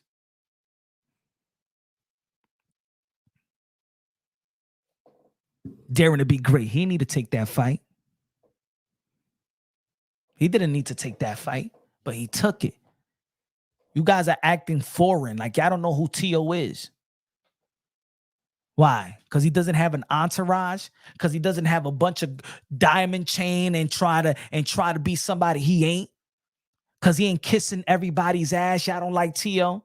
But this is the fight game. We're the same community that be like, yo, Keyshawn and Shakur Stevenson, why they talking like they're friends, bro? What's up with this friend shit? That's the difference between Teo. That's the difference between Shakur and Keyshawn. And I respect Keyshawn Davis to the fullest. I've been, even if Teo is my guy, right? Keyshawn, I've been talking about Keyshawn since the amateurs as well. But the difference between guys like Keyshawn and Shakur Stevenson and Teo is that Keyshawn and Shakur Stevenson don't want to fight each other because they're friends. And they would not let the boxing get in the way. Teofimo Lopez had the same friendship he had with Rolly, the same way that Keyshawn had with Shakur. Family know each other, family get-togethers and stuff like that. The same friendship that Teo had with Rolly, Keyshawn had with Shakur. But Teo is different. My friendship is not bigger than my goals. It's not bigger than me being great. You coming to the 140-pound division, you standing in my way. I can't be your friend, bro. You an enemy. That's the difference between Teofimo Lopez and these other fighters. I respect that to the fullest. We could be friends after my career is over. And Rolly got to understand that. Either you going to fight me, get out the way. Because my name is The Takeover. Tito said Latinos bet on themselves. We take pay cuts because no one will succeed. Like Teo when he beat Loma, won his WBC belt in the ring. But they value Haney's gift belt. Latinos don't take handouts. Facts. We don't ask for handouts. Yes. Give me this, give me that, give me, ay, dame todo, dame. Please, reparation. Yes, stick that reparation up your ass. Go get it yourself. Huh? Latino will swim that river and climb that wall to get their shit. Take your job too. That's why America's playing, what they're paying attention to. The immigrants, the illegal immigrants Latinos. ¿Ah? Eso es lo que trabajan.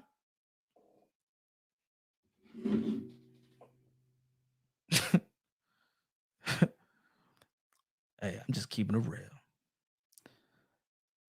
Jose! With the cash app. Good looking out, my brother. Appreciate you, bruh. Appreciate you, my brother. God bless, God bless, God bless, man.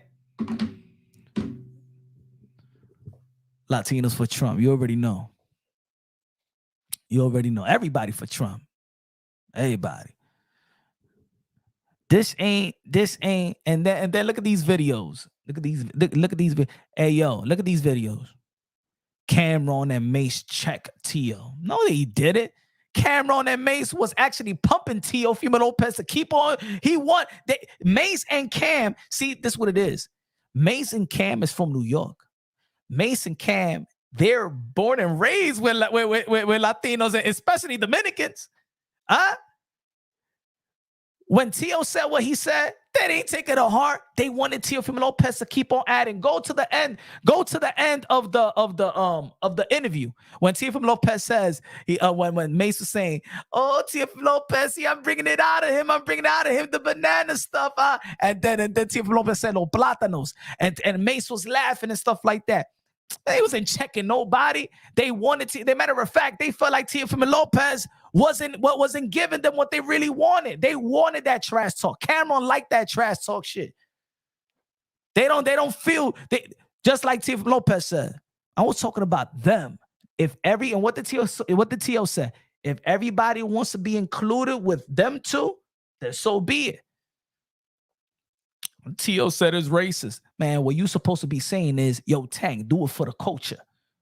Bud, do it for the culture, bro. He's saying some racist shit. But y'all fans is like, yo, I even read certain people say, nah, that's good. Don't even give Teofimo Lopez a chance.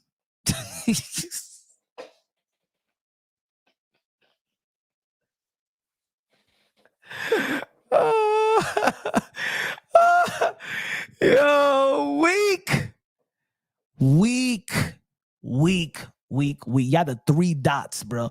Bud Crawford is the same 3-dot score in Django. Hey, been here. What was it? Y'all remember Django? Y'all remember Django? Hold on.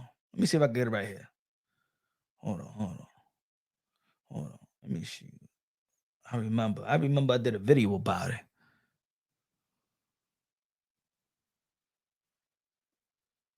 Let me see. Let me upload this Let me upload this. Let me remind y'all trash talk. Let me remind y'all. Hold on. Let me remind y'all.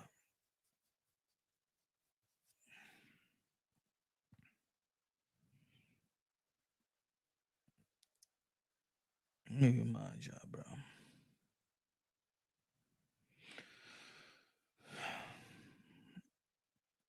Hold on. Let me upload these videos. Right, go ahead. Shout out to everybody in the chat. Andy Medina in the building. What's good? Andy Medina in the building. What's good, bro? God bless you, my brother. God bless you and everybody in the chat.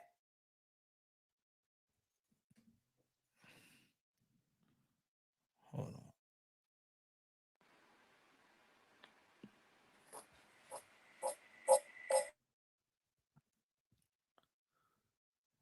Damn, I ain't even seen that. What the hell? I think it's getting frozen right here. Hold on. G Smooth with the $5 super chat. What's good, G Smooth? Said Teo versus Bud. I call it now. 2025. Go run it. No more excuses. We need the mega fights. Good looking out, man. Appreciate you. Facts, man. We need the fights. Rapstar Boxing Out is the voice of the UK. London in the building. Hey, yo, Punch, man, it's going to be hard to match your energy, but it looks like the old Punch has come back. I mean, I got to tell you, you've been cooking. I mean, you're cooking a stew, you're cooking a fucking steak, you're cooking a 5-course meal, but you cooking out here, bro. I mean, I see, look, let's keep this real, yeah? And I'm going to stay this in the middle. And I ain't got, you know me, I got no Teo in the race or Crawford and none of this shit, yeah? But I'm going to keep this real. What I didn't like about Crawford and his boy Bernie, the boxer. What is that his name, Bernie? Yeah, So yeah. now I remember watching Bernie back in the day, and he used to talk some boxing, and I thought, yeah, this guy knows some boxing. But when he Mhm. was talking with Crawford, and they were asking these questions, bro, it kind of seemed a little bit iffy and like premeditated, because isn't Bernie the boxer the same guy that says, I respect guys who are lineal champions? He went out there and said that. He Yep. was the same guy that said, I only respect guys that take the real risk. I don't care about anybody else. I like guys who take the real guy at the division. But let's keep this real. If we keep this boxing and we don't look at, we don't like Teofimo because Teo's got a big mouth, he calls people monkeys, that's different. That's politics. Let's stick with boxing, right? Mhm. Isn't Crawford a true professional?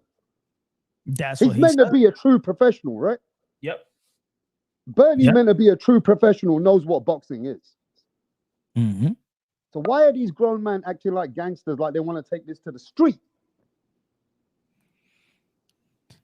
I think that's This ain't no gangster's paradise. Terence Crawford hasn't signed up to be a gangster, and Bernie hasn't signed up to be his fucking right-hand man to be a gangster. If you want to be a gangster, bro, go hang out in America. I'm sure in New York you got Cribs and Bloods. These motherfuckers ain't made for that. But they're acting like they want to take this to a gangster's level. And that, to me, as grown 37-year-old men, is looking soft, because Tio's a young boy. He just wants to be great. If you don't like him, fair enough. But Fundora is not a bigger name than Tio. Tio is a bigger name than Fundora. So at the end of the day, if you want to just keep it facts and just keep it facts and keep it boxing, then Crawford and his right-hand man are acting like big babies in that way. And if you want to keep it boxing. But if you want to go street, then Crawford trying to act tough and Bernie trying to act out tough, it looks stupid, because this ain't no street credit over here. But go ahead. facts. It looks stupid. It looks like it's like almost like you already getting beat. Oh, let's fight outside. Yo, my man, let's fight in the ring. Stop playing around. And the thing is, like, there's certain people that listen to what Bud Crawford was saying during the Bernie interview, right? But it's like they're not listening. They hear him, but they're not listening. When he was talking about his father touched him, he said, but what did his father say when he touched you? Fight my son. Looking for a fight. Is that a disrespect? Now they asking, hey, yo, Bud, fight my son. But what I'm saying with Bud Crawford, Bud Crawford saying to, sorry, if Bud is he's saying that this is the Bud Crawford era. Bud Crawford is the man. Bud Crawford is pound for pound #1. Bud Crawford feel that he's the best fighter in the world. What do you expect from these other fighters? Not to call you out? Not to want to be the man? Not want to be in your place? Not want to take your place? And the thing about Bud Crawford is, I thought he was a guy that was just about principle. Principle meaning integrity. Integrity meaning when he's come across people like Virgil Ortiz and Boots Ennis, they've been so nice to him. But I remember him saying, try and disrespect me. But now you got a man who's disrespecting you, right? He's coming for the smoke. You like that, Crawford. So at the end of the day, if you just keep it boxing, if everybody wants to get out of their feelings and just forget about politics, if you want to keep it boxing, then you got a guy who's a 2-time lineal champion, who's got a much bigger resume than Fundora can ever have, and Teofimo's had a couple of fights which ain't been great. So it's a right time for you to take him out then. Because Teo has got a big resume. You can cook it, 2-time lineal champion against 2-time undisputed then, right? So in that respect, you can cook it, and Bud Crawford can make some millions. But they don't want to involve Teofimo in that conversation. They rather bad him up or tell him that I'm going to fuck you up if I see you outside. I think Bud should be better than that as a man representing the sport in the United States. I thought he would have a better approach about boxing. I thought too. I thought that Bud Crawford would actually be flattered for somebody to calling him out, because he's been complaining his whole career that he's been calling out people and people have been ducking him. I thought he would have been flattered by, yo, this man is calling me out. And people saying, oh, Teofimo Lopez is disrespectful. No, this is how Teofimo Lopez is getting now, because when Teofimo Lopez was calling him out last year, respectfully, nobody was acknowledging it. When he was calling him out respectfully, nobody was acknowledging it. So what was he saying? I'm trying to get these guys in the ring. Well, he said in the interview, I'm trying to get these guys in the ring. That's what it is. So I got to say what I got to do, because respectfully, Terrence Bud Crawford and his team didn't acknowledge the respect. But where Bud Crawford and his boy Bernie are not being real professional boxing people is they're talking about the conversation like it's personal, and Teofimo being racist, and Teofimo is talking too much. Well, put him in his place, because that's what boxing's about. But then Bernie goes to say, well, he's not a good man. He's not a good person. Fundora's a man's man. Who the fuck is looking for good people out here? No, that sounds soft, bro. Yo, Bernie, I don't know you, but you saying, oh, but Tio's not a good person. Hey, bro, nobody give a fuck about good people out here, bro. So that kind of conversation that he was having with Ness, that put me off, bro. That made me see that Bernie's got a narrative to push, and he's saying things that's not in his character, and he making Bud look like a bitch. Or maybe that's within his character, but you know what? No, because did you hear what you said, bro? No, I didn't hear what you said. Yeah, I heard it. Yo, Bernie went off. Bernie was disrespecting even Ness. Yo, but he was saying Fundora's a nice guy. He's a stand-up guy. Who the fuck gives a fuck? I don't want to see another fighter that kisses another. What did we feel about Jaime Munguia? How he was with Canelo Alvarez? Man, this too friendly stuff, man. Stop being Mike Tyson. I wasn't watching Mike Tyson to be a nice guy. Facts.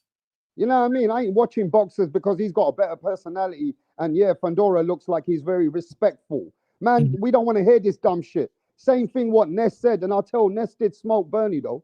And I don't call names, but Ness fucking bodied Bernie. He bodied the kid.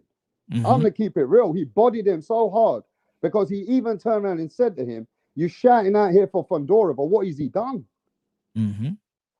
You know what I mean? So Bernie's pushing a narrative for Crawford, and that shit ain't looking good for Crawford, because Crawford really shouldn't look to make all these excuses and shit.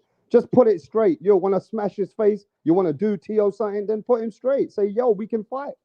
It might not be next, but put it on him. Yep.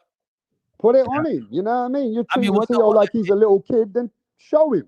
In the sport of boxing, as a fight fan, what do we expect? We expect to fight. That's it. Like, you don't got no opponents, bud. Tio don't got no opponents. Like, what, you gonna wait for another year to get in the ring? You're gonna wait for another year because you only fight once a year. So it's projected you're gonna be fighting next summer. If that's easy work and he's disrespecting you, and Turkey already doing business with Top Rank, and Tio's with Top Rank, get that easy paper. What's the put it this way? Why did Bud Crawford fought Dave Avenesian in the first place? Told Bud, yo, let me get this paper right quick. This easy paper, this easy $10 million that I'm gonna get. That's the reason why you fought Dave Avenesian, for that paper, for that easy work. Dave Avenesian had nothing to offer you, Bud. Had nothing to offer you, Bud. Huh? But I want Bud Crawford to know this, and so does his boy Bernie, who's a YouTuber. The same energy they're throwing at Teofimo, oh, well, he's not this person, and he don't respect me, and remember your own words. Because Canelo Alvarez, he's been saying the same thing, and people been cursing Canelo. So guess what? Bud Crawford's acting worse of a diva like Canelo. You know what I mean? Oh, but they don't respect me. You get me? Now, this kind of shit, they don't respect me. It's a new talk that I'm not used to. Yo, exactly. No. You brought up a good point. You brought up a great point. Where Canelo Alvarez get crucified because he says that these guys need to respect me. But Crawford, Tio needs to respect me. Man, he don't need to respect you, man. He want war, bro. He want to fight you, man.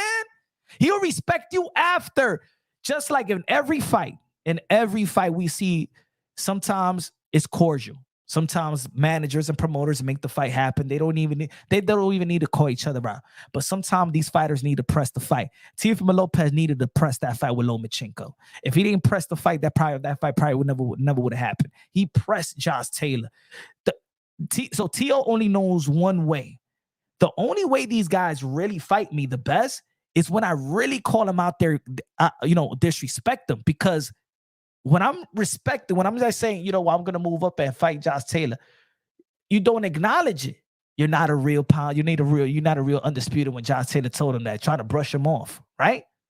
But when he disrespects, I want to fight him because he disrespect. Then that's how Teofimo Lopez is learning, because you don't respect when he's actually respectively calling you out. So just fight him, bud, and stop playing this that you some Don. You're not the Don of boxing, bro. You're not. That's why people need to stop blowing his head up, bro. Gassing his head. You're not Floyd Mayweather, bro. Never is, never will be Floyd. You never will be Floyd. You don't got the resume as Floyd, bro. You was a second-tier star in the sport of boxing, and you're 37 years old. That means there'll never be a Bud Crawford era. Never.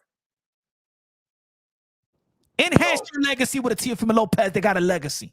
Point blank, period, bro. Hey, man, everybody got a different approach. Bud Crawford, yeah, he got great ability, great fighter. He's a good fighter all round. I like Bud Crawford.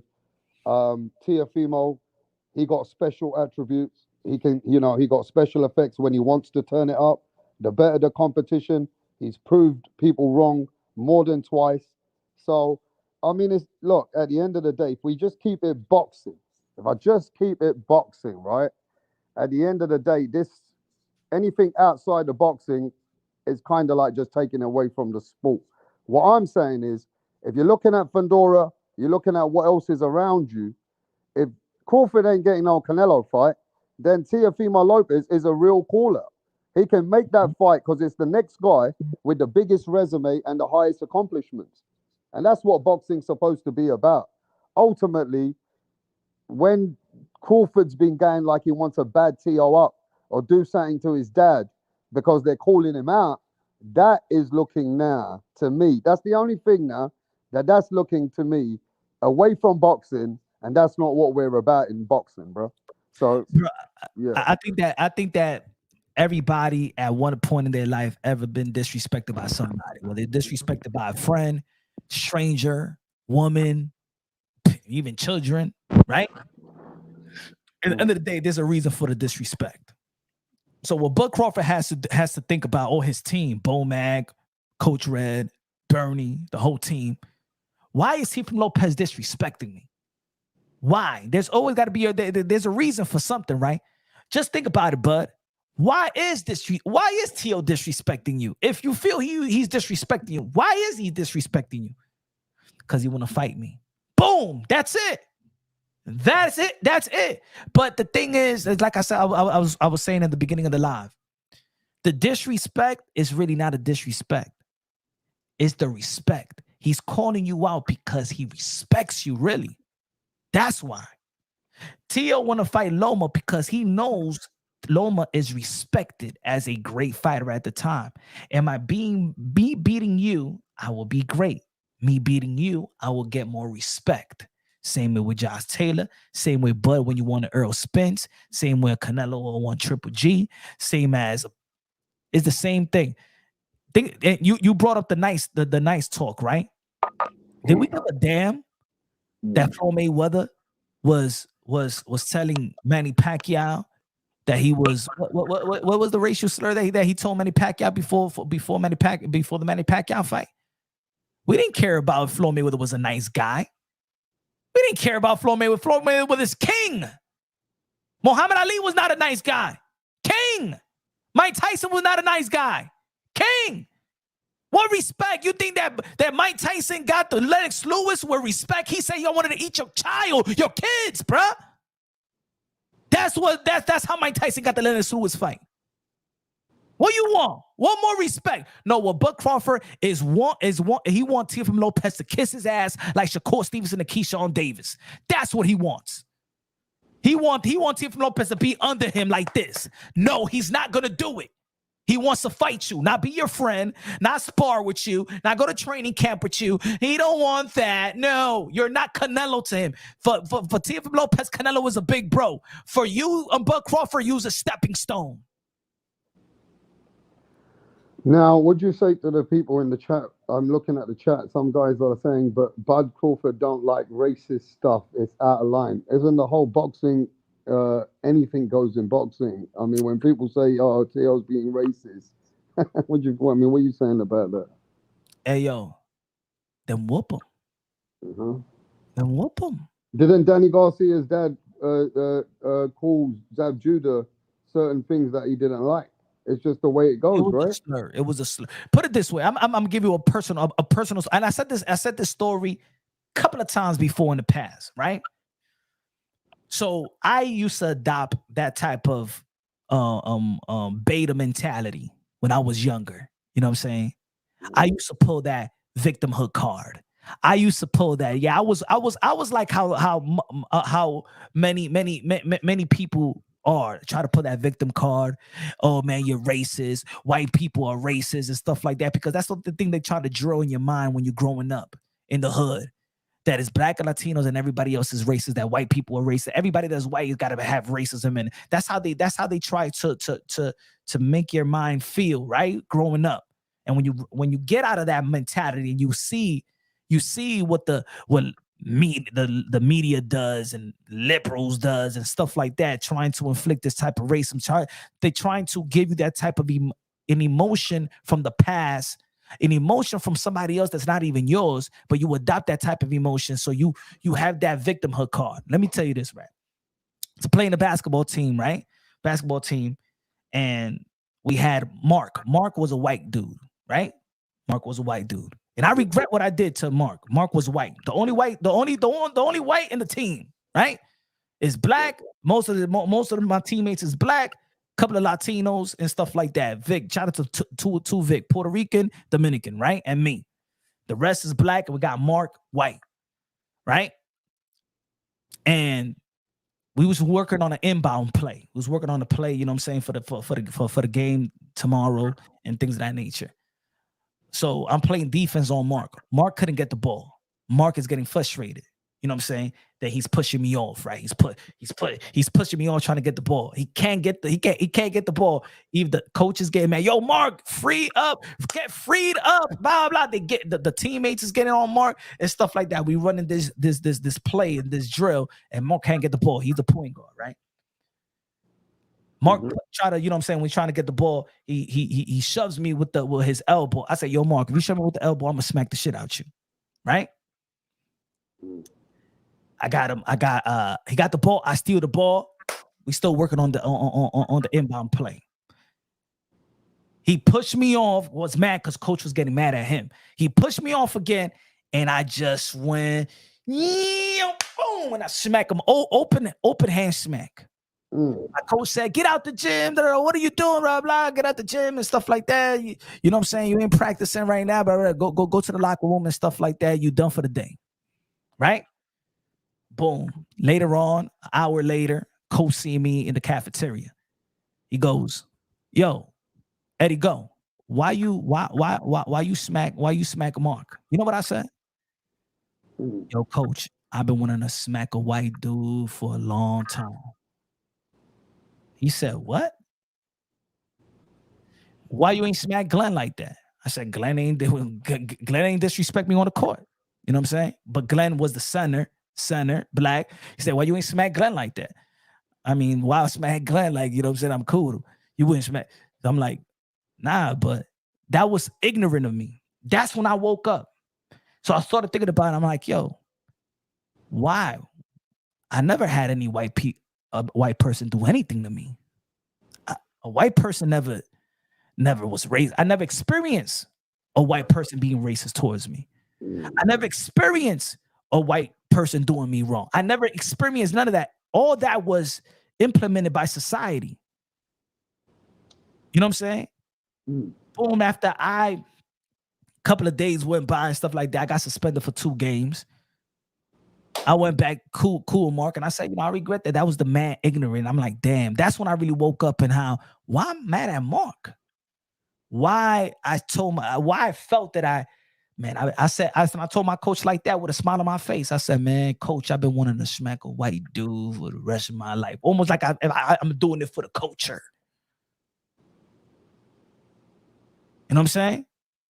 So, but if you feel that Bud Crawford or Tank Davis, but let's stick to Bud Crawford.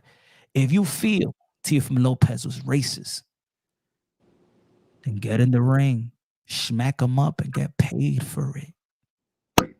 Now, I will say this though, Punch. I heard Crawford also say something about we being in this industry. He said, I've been a champion since 2014 for 10 years plus. He goes, I'm getting my just due now. He goes, I can see why shit ain't right. And Bernie, I think his boy was asking him, like, when he was asking him, he said, look at where it's took me to be where I am today. And he goes, basically, Devin Haney and fighters like him, Shakur Stevenson, Haney being the youngest undisputed champion ever, Shakur Stevenson being a very, a fighter that's done a lot, but he don't get his credit. So he was just trying to say, look at these fighters and look at me. We're not really getting the same clout as other fighters. What you got to say about that, bro? Because I'm not over there. So he's trying to say, I think he's trying to mention the Americans or the Latinos are getting more clout than fighters that he sees being around Black American. What he said when he went out there in the UK. That they loved him there. But in the same interview, what he was saying about his own people. Why he said he? Oh, he said that he said that as well. He goes, our own people, they are worst enemies or something. Like they're the ones who are putting us down. Exactly. That's why he was giving props to the UK. I want to fight here in the UK and stuff like that. UK knows they know the sport and they support their own and blah blah. I wish that the UK, the people in America would support. He was talking down in the same interview. That's when he was talking down of his own support, of his own people. So now peep this. Bud Crawford, a black man, right? If he identifies as a black man and stuff like that, he says that his own people are the one that hate his own people. So now if I say, and his own people don't know how to unite and know how to support their own. So if a Latino says, you know what, that's one of the things about black people. You know, they don't know how to unite. No, so they don't have no unity and stuff like that. Or you racist because you said that. Nah, man, black people know that. Black people know that. Rap star, black people in this country know that.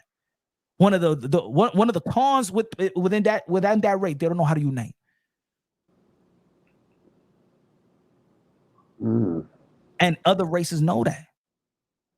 Other races know. Other Latinos, black know that Latinos is like that. They know how to unite.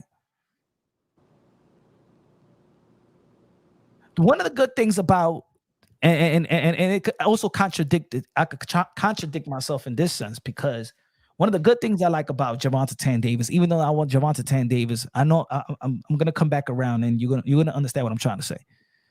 One of the good things about Gervonta Tank Davis is his fan base. Gervonta Tank Davis' fan base is very supportive, and to be honest, I haven't seen a fan base for a black fighter like that in a very long time. I think that Gervonta Tank Davis got a better fan base than Floyd Mayweather, because Floyd Mayweather, people wanted to see him lose. With Gervonta Tank Davis, and every time that Floyd Mayweather fought, the other fighters' fan base drowned Floyd Mayweather's fan base. But Gervonta Tank Davis, I'm gonna say this. I think it's fair to say that Gervonta Tank Davis is the most loved black fighter since Mike Tyson. In terms of fan base, in terms he's gonna pack the crowd, and the packed crowd is there to see Gervonta Tank Davis entertain. I haven't seen that love. So that's the good thing about Gervonta Tank Davis. I like that element of Tank's fan base. I just want that. I just want Gervonta Tank Davis to fight the best. Stay with the fan base, because that's what's needed in the sport of boxing. But I do believe I'm gonna stand on what I'm saying. If anybody in the chat, y'all wanna disagree on that, Gervonta Tank Davis fan base loves him. When it was Floyd, It was that more people wanted to see him lose. Gervonta Tank Davis fan base don't give a damn who he's fighting. They love Tank. I've been to a Tank fight, bro. I went to Washington, D.C., bro. And you know, the fight at the beginning, people don't watch them. Everybody was in their seats. And Tank is the Tank versus Hector Luis Garcia is still 4 fights away. That's one thing about Gervonta Tank Davis, that he's ignited a fan base for a black fighter that we have not seen, that supports a black fighter since Mike Tyson, or maybe the Riddick Bowe and Evander Holyfield. But this guy is packing the house. What you think about that? I mean, Tank Davis commercially has definitely put his branding out there. You know, he also fought overseas, so he got a lot of fans in England too. And no matter what people say, but Tank had a big mouthpiece in Floyd Mayweather in the beginning. True. You know how many millions of people? I mean, no, I don't know about that, but I know how many fans have said, "Man, I watched this guy because of Floyd in the beginning." Mm-hmm. So many people. Yeah. You got to give a lot of credit to Floyd. Floyd put Tank on the map all over England, bro. He used to come over there and talk about Tank and that. So Tank's had a lot of promotion and market value added to him over the years and years, and that's what created his fan base. I think in the beginning it created it, but then it turned into new fans, but Tank fans, because like I said, Floyd Mayweather fan base was not that strong. That's why Floyd. But they weren't supporting him because of Floyd. They were just hearing him because of Floyd. Like, so Floyd Mayweather didn't believe in him fighting another black fighter is going to do money. See, a lot of people's look at Gervonta Tank Davis. He's fighting Frank Martin. Well, gonna sell out. Fighting Rolly. Rolly is Cuban and black. Sold out. He's gonna be fighting Lamar Roach. Houston, Texas is going to sell out. It's going to sell out Houston, Texas. Mora with the $5 super chat. He said, growing up with racism makes you stronger when you don't let it affect you. Con the Mexican bandera, mi hermano Mora. Yep. And I also did see updates with like a lot of people now speaking as fighters and promoters. I saw Oscar De La Hoya's interview, Bernard Hopkins, Timothy Bradley, some coaches, Robert Garcia. I just see a lot of people saying, you know, this is not the kind of step for the Haney's to take. This is not good for the outlook of boxing. They don't really have nothing solid as a case. If anything, it's a publicity stunt. But, you know, because they're doing something like that and people don't want to make them look bad too much because they're trying to stand up for cleaning the sport. But at the end of the day, this will... One thing I heard, I don't know if you guys agree to this, that whatever they're doing today, this ain't helping Devin Haney's career. This ain't helping Devin Haney as a fighter, because ultimately it's about fighting. And when Haney thinks he's coming back, his mind's supposed to be focused in that anyway, all the time. And this is a bad look for Devin Haney, only because as a boxer, you want to get your get back and just start talking about what you're doing in the ring soon. Let me ask you a question. Do you think this is Devin's doing or Bill Haney's doing? I mean, obviously, Bill's managing, so Bill Haney is obviously the one who's got a lot of professional advice and trying to do what he's doing to make Devin Haney look good. But if this is trying to make him look good, this can affect his boxing whole career. You know, this can make him lose millions. This could be a bad move. This could end up coming back to bite him and lose millions. So, and you know, we got to remember saying, yeah, I've only done a bit of research. What they're fighting about is the net profit of what else they could have earned. That's their problem that they didn't sign their contracts properly. It's their problem that they didn't do the little initiate for what they're trying to change now. At the end of the day, I think the Haneys were being very tight. I think the Haneys, they have a lot of professional people that they've learned from, but still, when they tried to take that business on their own hands, they needed professionals to walk them through. But because they've done it all themselves, those little things they've missed out that they're trying to rectify is the amateur business they did going into the fight. Or you mean because they never really did it by themselves? They was No, doing and Bill Haney thought he And was too clever. And now Mhm. this is Bill Haney's way to give back to Devin Haney to show that, look, bro, we might have fucked up, but we're going to try our hardest to try and rectify whatever we can. Or he's trying to fog up Devin Haney's mentality of really saying, Dad, you effed up. But of course, like I'm gonna keep it consistent. I always say that fatherhood is prominent in the sport of boxing. I really don't want to be one of those voices that separates a father and a son in the sport of boxing. I pride myself in always giving those that collaboration work.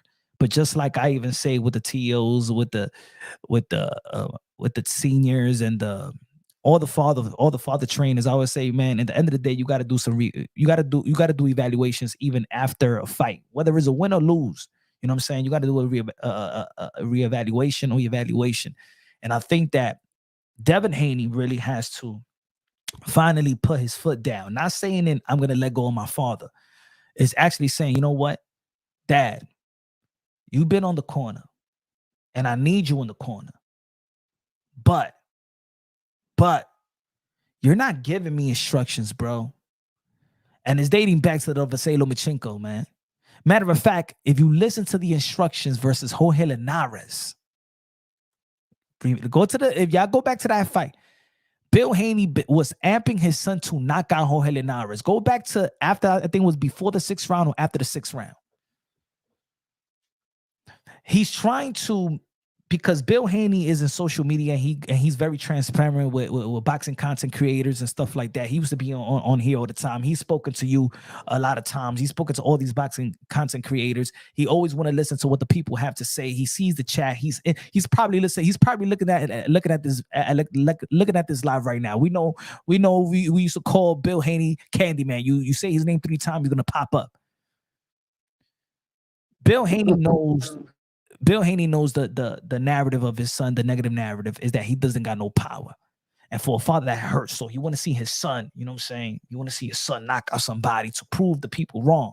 And that's why he was pressing the knockout versus Linares. Couldn't do it. That's why he was pressing the knockout versus Lomachenko when his son was saying, yo, Dad, he figured me out. Or just plant and hit him with the bricks. What bricks? You know that he don't got no bricks. And then the mishaps in the corner versus Ryan Garcia, because he's not the hands-on trainer. He's not with Devin Haney in the trenches of the trainer. I mean, as a trainer, he's not in there in the trenches as a trainer with Devin Haney when he's sweating, blood, sweat, and tears in that camp. He's more of a coordinator. Once the lights is bright, Devin is in the ring by himself. Devin is trying to figure everything out by himself. Philip with the $10 super chat. What's good? My brother said, yo, make a video when Crawford got called out for saying he'll beat the burrito out of Jose Benavidez Jr. Sued Bob for racism with no proof and said Canelo won't fight black fighters. Facts. Remember. Hey, yo, Philip. Remember this? Remember when when Buck Crawford said this to Jose Benavidez Jr.? Good looking out, man. Appreciate you, Philip. God bless you. Remember when he said this, Philip?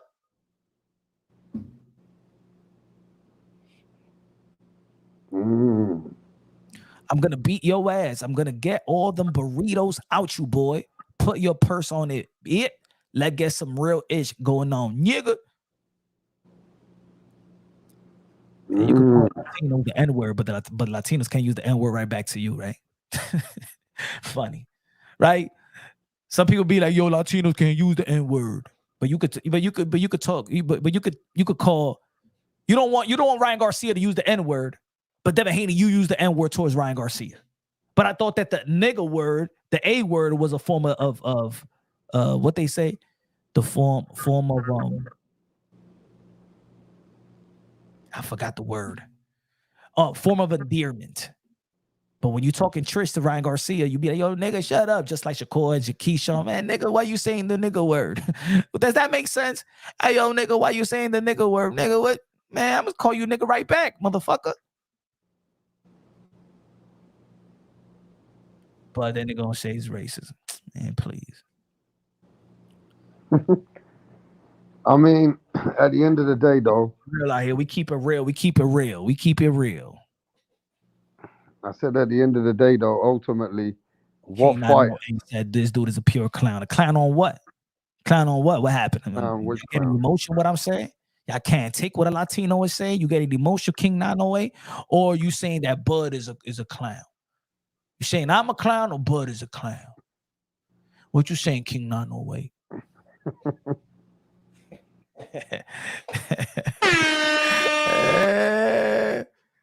I know what it is, but it's scared. Yo, at the end of the day, you see what it is. Yeah, Bud Crawford, the way he's speaking is like, you know what I mean? Like the cheek of Teofimo trying to be disrespectful. I mean, this is boxing, bro. Ain't not everybody's your boy. And if people want to fight, they don't be respectful because you've achieved so much in your head and what you're thinking. A fight is a fight. It's just that Bud Crawford tried to show Teofimo that we can make this a street fight.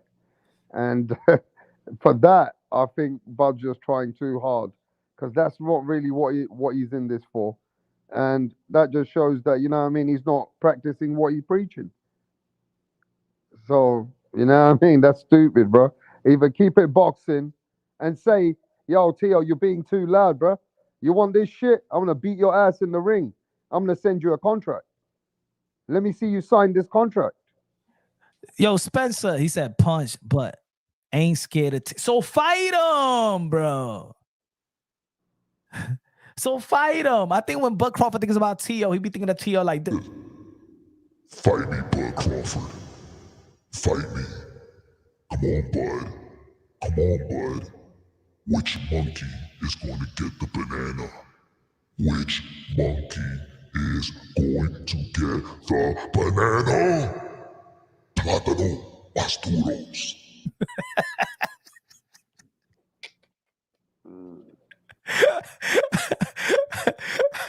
I think, hey, yo, not even Tank has responded. Maybe he's listening to Teofimo Lopez just like that. Tank, you monkey, you ape, you gorilla. When are you going to fight me? When are you going to get the banana? You monkey bitch.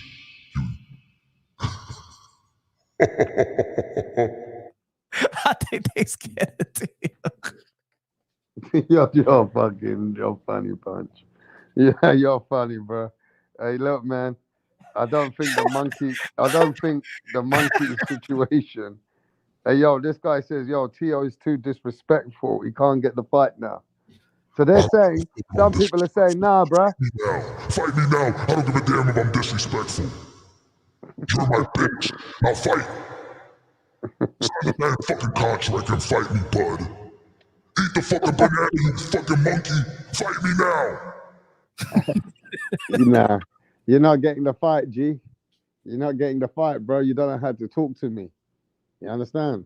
You better learn how to talk to me, and you better learn how to ask for a fight nicely. All right? You better learn how to ask for a fight nicely, or you ain't getting Bud Crawford, bro. How dare you call a man a monkey and say ask for a banana? And you want me to come there and fight you? Nah, bro. You're asking for beef. You're asking for beef now, man. You don't want to fight. You're trying to fucking antagonize me, man. You're calling me a monkey, yeah? All right. You want, yo, man. Call my management. Make sure you call Bernie and make sure you call what's his name? Fat Boy. George. Come on, Curious George. Come on. Fight me.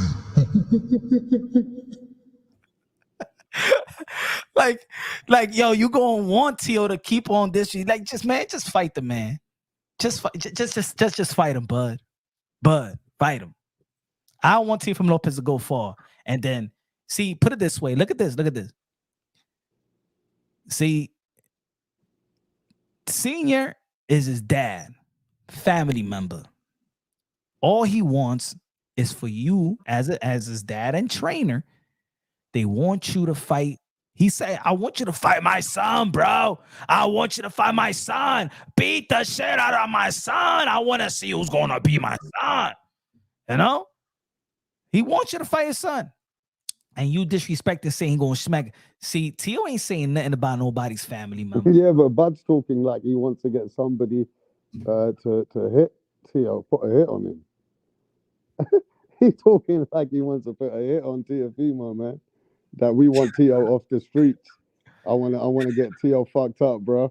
I'm gonna take him out the street. If Bud wanted to do something, he would have done it right there. Put it that way. What is this? I'm gonna do. That's when you know when shit is man fake. Like I'm gonna say it like this: if you want to smack somebody or you want to duff somebody up, you say you do it right now. What is okay? Think about this. Let's do it outside. We in the arena. We're in the front. The third, second row. Do you know how long I have to walk outside the arena? By the time I get outside, I don't want to fight no more. So what you gonna go? You gonna go through the people? Got to go through the security. Gonna have to let you go this way. You got to turn this way. You got to go all the way upstairs. Got to go to the exit. This other exit. Got to take an elevator up. Get the fuck out of here. And then what's gonna happen outside? What you don't think that in an event outside there is not? And what are you gonna do, bro? No, because you're outside. It's way more cops outside the event. So, but what do you mean? Let's go outside. And it's all fake anyway, because it's all what's that word I'm looking for? Like, oh man. Anyway, what I'm saying is, it's all mind games.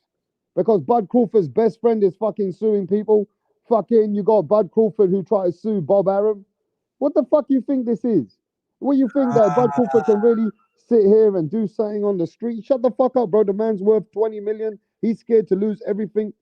You know what I mean? His wife will beat the fuck out of him when he gets home. You know what I mean? His wife will get her leg and put her thigh on him and put him straight to bed. You know? Okay, shut the fuck up, you skinny bitch.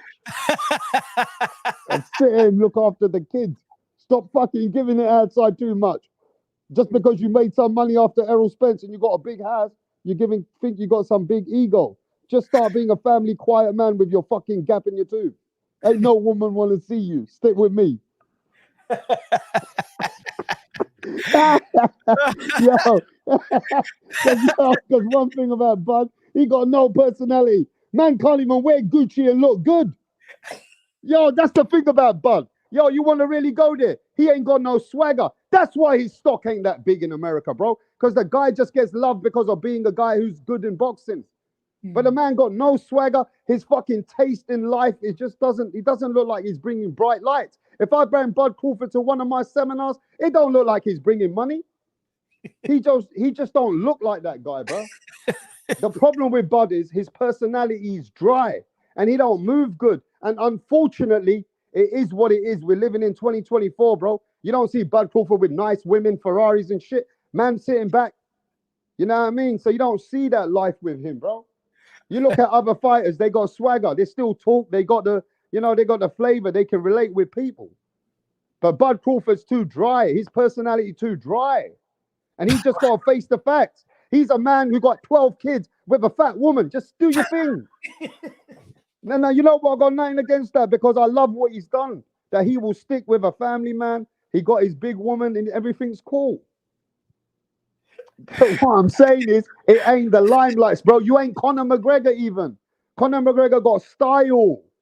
He knows how to roll, even though he's loud, he's stupid, whatever. But he got style. He knows what to do. And you know, other guys, Tank Davis, look at his woman, bro. You see that Errol Spence, look at his girls. That's why them guys got flavor. They got personality. They come out there like that. And it's unfortunate for Bud. He's a good family man. But then he's trying to be gangster. And then he's trying to show that he the man out here now. Unfortunately, it is what it is. Rat Montana cooking right now. I'm just being real, bro. And that's why Bud Crawford don't relate with the people like that. Because he got a certain mentality that belongs in Nebraska. Stay the fuck over there.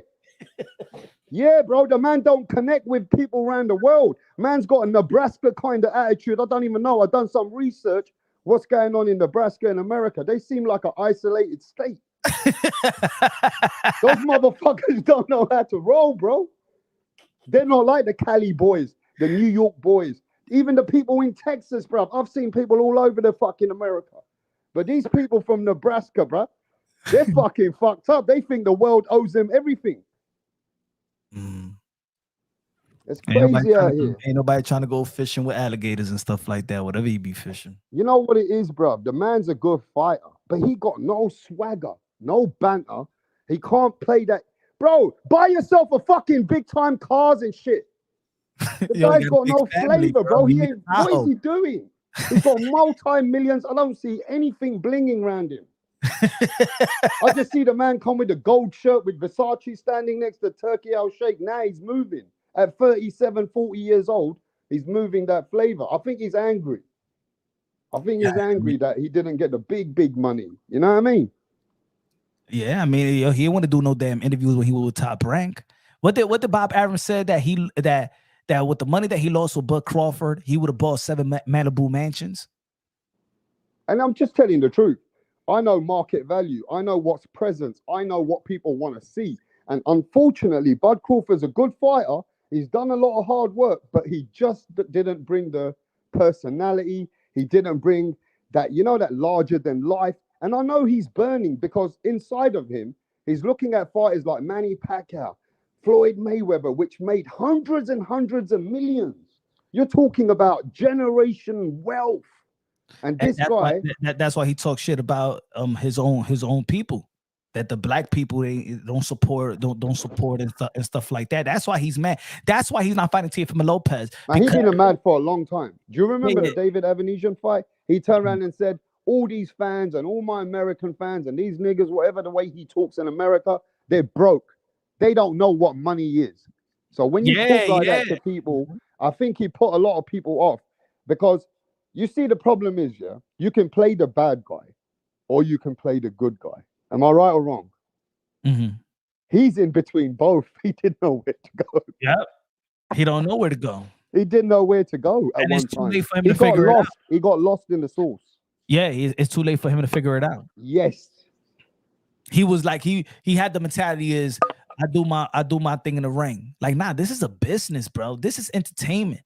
Like, no, like I don't rap. I don't understand why people see a blueprint that works. Like Muhammad Ali, the greatest of all time, gave you a blueprint. The most lucrative fighter in sports history, Mayweather, gave you a blueprint. You know what in looking at Mayweather's career is you got to do more than just be great in the ring. Be great in the ring is not enough. I just want to tell these guys, Spencer and these people, the famous, whatever. I see the chat now. I'm not hating, bro. I'm just keeping it real. Me being an outsider, a boxing fan, true and true, travel around the world. I got to be honest with you guys, man. We in England talk more about Tank than Bud for many years. We talk more about Errol Spence until he beats Spence. I just feel like Bud Crawford's value and market value internationally is hurt because of he just didn't take the limelight when he should have with the camera, the interviews. When he was getting told to go to ESPN, Bob Arum said this man's hard to work with. Look, there was a time that Crawford had the time when he was younger to take over the media and do better things in his personality, make a bit more effort. Yeah. So I do believe that Bud is partly to blame. He didn't come to the social media the right way. He didn't show himself the right way. He's a great fighter. Ain't taking that away from him. But greatness to the point where it didn't hit all around the world. He's not made it big like that. He's big. Matter of fact, he's doing what he's doing now. He should have been doing before. Being what he's doing now, he should have done 10 years ago. Yep. 10 years ago, he should have put himself out there like that. Doesn't matter. He should have done it because he's doing it now, isn't he? Why is he doing it now? Yo, you know the contradiction of people. You remember when Boots, and I'm saying in the chat, and Boots is going to be the next man to suffer if you don't understand this. But facts, you remember when Boots seen Bud Crawford during his fight week. You remember? And Yeah. everybody what everybody was saying how Boots acting. And he What had the everybody saying? opportunity, Punch. Oh, he ain't saying nothing to Bud. He was all respectful and nice, just looked away and stuff like Yeah. that, right? People did videos. People was getting, matter of fact, people were saying that, oh, Boots is scared of Bud, the way that Boots was acting. Okay, so you're gonna criticize Boots when he's not saying nothing to Bud when he sees Bud. But Bud said yesterday that when he seen Teofimo Lopez looked at me and told me, when we gonna fight? To my face. So, right, you guys criticize Boots for not saying nothing when Bud is around and he sees Bud and they come face to face. Oh, he's scared. Oh, he wasn't ready. Oh, the limelight. Oh, he felt Bud's aura. Oh, see, he ain't saying anything to Bud when he got it when he seen Bud. But Teofimo Lopez is the opposite. But you guys get mad at Teo. Like, what is this? That's what I mean, the contradiction and stuff like that. I think a lot of people give Bud Crawford a pass for a while, bro. And it's dated back to this, PBC is blackballing Bud and all that. No. You signed the extension to stay with Top Rank. Stop playing, man. Stop. I even gave him the benefit of the doubt back then, but in all reality, no, you signed the extension with Top Rank. You wanted that. You wanted what was he was getting paid $4 million. You wanted what's the fucking word? Yeah. Your guarantee. What, guaranteed? You wanted your guarantees. You know what I'm saying? Yeah. You didn't do what Manny Pacquiao didn't go to PBC, and Manny Pacquiao said, I want a PBC because that's where the best welterweights is at. You ain't go over there. And you had all these people feeling sorry for you, man. You was always worried about the money. Let's not forget also that when you fought, you pulled out of the fight with Earl Spence. You put out of the negotiations. You were supposed to fight Earl Spence November 19th. You put out of negotiations because you said, you know what? I got some money, some easy money to be made versus Dave Avenesian and you win a Black Prime. Let's not forget about that, folks. The only reason that Earl Spence fought Bud Crawford, it was because he went against Al Heyman.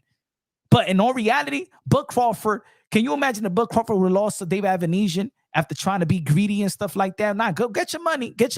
But you pulled out of that contract. Nobody been trying to hold Bud Crawford down. Nobody. He's been the guy always chasing money. Let's not forget that. And then then Earl Spence got in another car accident. Then he was 17 months layoff. Maybe Earl Spence would have been better if y'all would have fought November 19th. I think at the end of the day, right, people got to recognize this, that money is over everything. And, when you get used to being comfortable, you're going to take that money. Now the time come that Bud felt like he could be much more than what he is. That's what he's saying as well. Then it all goes hand in hand. You took money and just stayed back. You could have made more noise. You could have crossed the path and made more noise. But at the end of the day, the main thing is this. He's 37 he's going to be now, right? Yep. No, he already 37. 37 years old. He's 37 right now. Yeah, he's 37. He wants to be in the sport where the sport don't retire him. He's obviously got that demeanor about himself. So I'd say he's got two fights. If the money entices him, 3 max. Because at some point, man's going to come close to 40, and his ego and pride, once he starts getting hit more, or he gets hurt in a round or in a fight, he ain't going to want to carry on. He's that kind of fighter. You know what I mean? Well, if he doesn't get it and he's not all the way on top, then it might even be in this Madrimov fight. I'm sure he's had some second guesses thinking I wasn't totally in control. But it's coming to a point that he's just got to think smart, and he's probably maximizing now, let's be honest, maximizing the time he's got for the value that he can bring. That's where he is now. Let's face the facts. Look, if Bud Crawford call it quits, cool. Oh, let me take this thing out. Hold on. If Bud Crawford calls it quits, hey, he got a long career. I mean, he got great accomplishment. Cool. But I know he's banking on Turkey to, give his career a little bit more of a longevity. Like we said, you know what I'm saying? There's people that would love to see a Canelo Alvarez fight him, but I don't want to see. I think there's a fantasy fight, but I also think that there's some great fights at 154. There is, you know what I'm saying? If Jamel Charlo said he willing to go back to 154, he put it on his IG. That's still a great fight. Yeah, he's been out for a while, but that's still a great fight, and he still got legacy in that 154 pounds. Fundora, you know what I'm saying? That's a great fight. Tim Tszyu is a great fight. Virgil Ortiz is a great fight. Like, let's not forget that when Floyd Mayweather already had his career cemented, really, you know what I'm saying? He was going to be a Hall of Famer, but at the age of 36, he secured that Showtime deal. And that Showtime deal even put him, enhanced his legacy, because within that deal, he fought Manny Pacquiao as well, right? It still enhanced his legacy. He still became bigger than life, you know what I'm saying? He became an icon, so Bud, I think he still got more time. If they trying to compare him to Floyd, right? If you could pull two years and a half, you could do 2 years up to 39, right? And I think that you could get 4 fights in, and you could get some great fights. And you know what? A Teofimo Lopez fight could be good. If you ever taste with Teofimo Lopez, you fought somebody in their prime, fought somebody that's highly accomplished, the most accomplished in your resume. Then you could get Fundora, right? And let me tell you like this, folks. I know y'all not gonna agree with this, but I'm gonna keep it real. Y'all not gonna agree with this. I will even support a Earl Spence and Bud rematch. And I'm gonna go as far as saying Bud is great. Yeah. Go ahead. No, sorry, I don't want to talk. If you're going to talk about the rematch, because I'm not supporting that right now. No, I'm not saying. That's what I'm saying. If Earl Spence come back, that's different. If Earl Spence come back, and Earl Spence does fight Fundora, and Earl Spence does beat Fundora, I will see. I will support the rematch. If he does something, if Earl Spence comes back and beats a Tim Tszyu, comes back and beat a Jamel Charlo, I know they're not going to fight because they're friends. But if he beats a Fundora, and he beats one of those, those. Hey, if he fights Mashramov and beats Mashramov better than Bud beats Mashramov, I will support a rematch. Because in the end of the day, I'm not going to contradict myself. I've been saying this since I started the channel.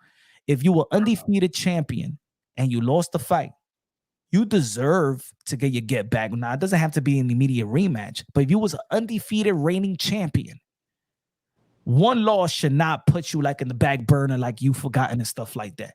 And we seen guys get knocked out, especially in the heavyweight division, still get their rematch and still be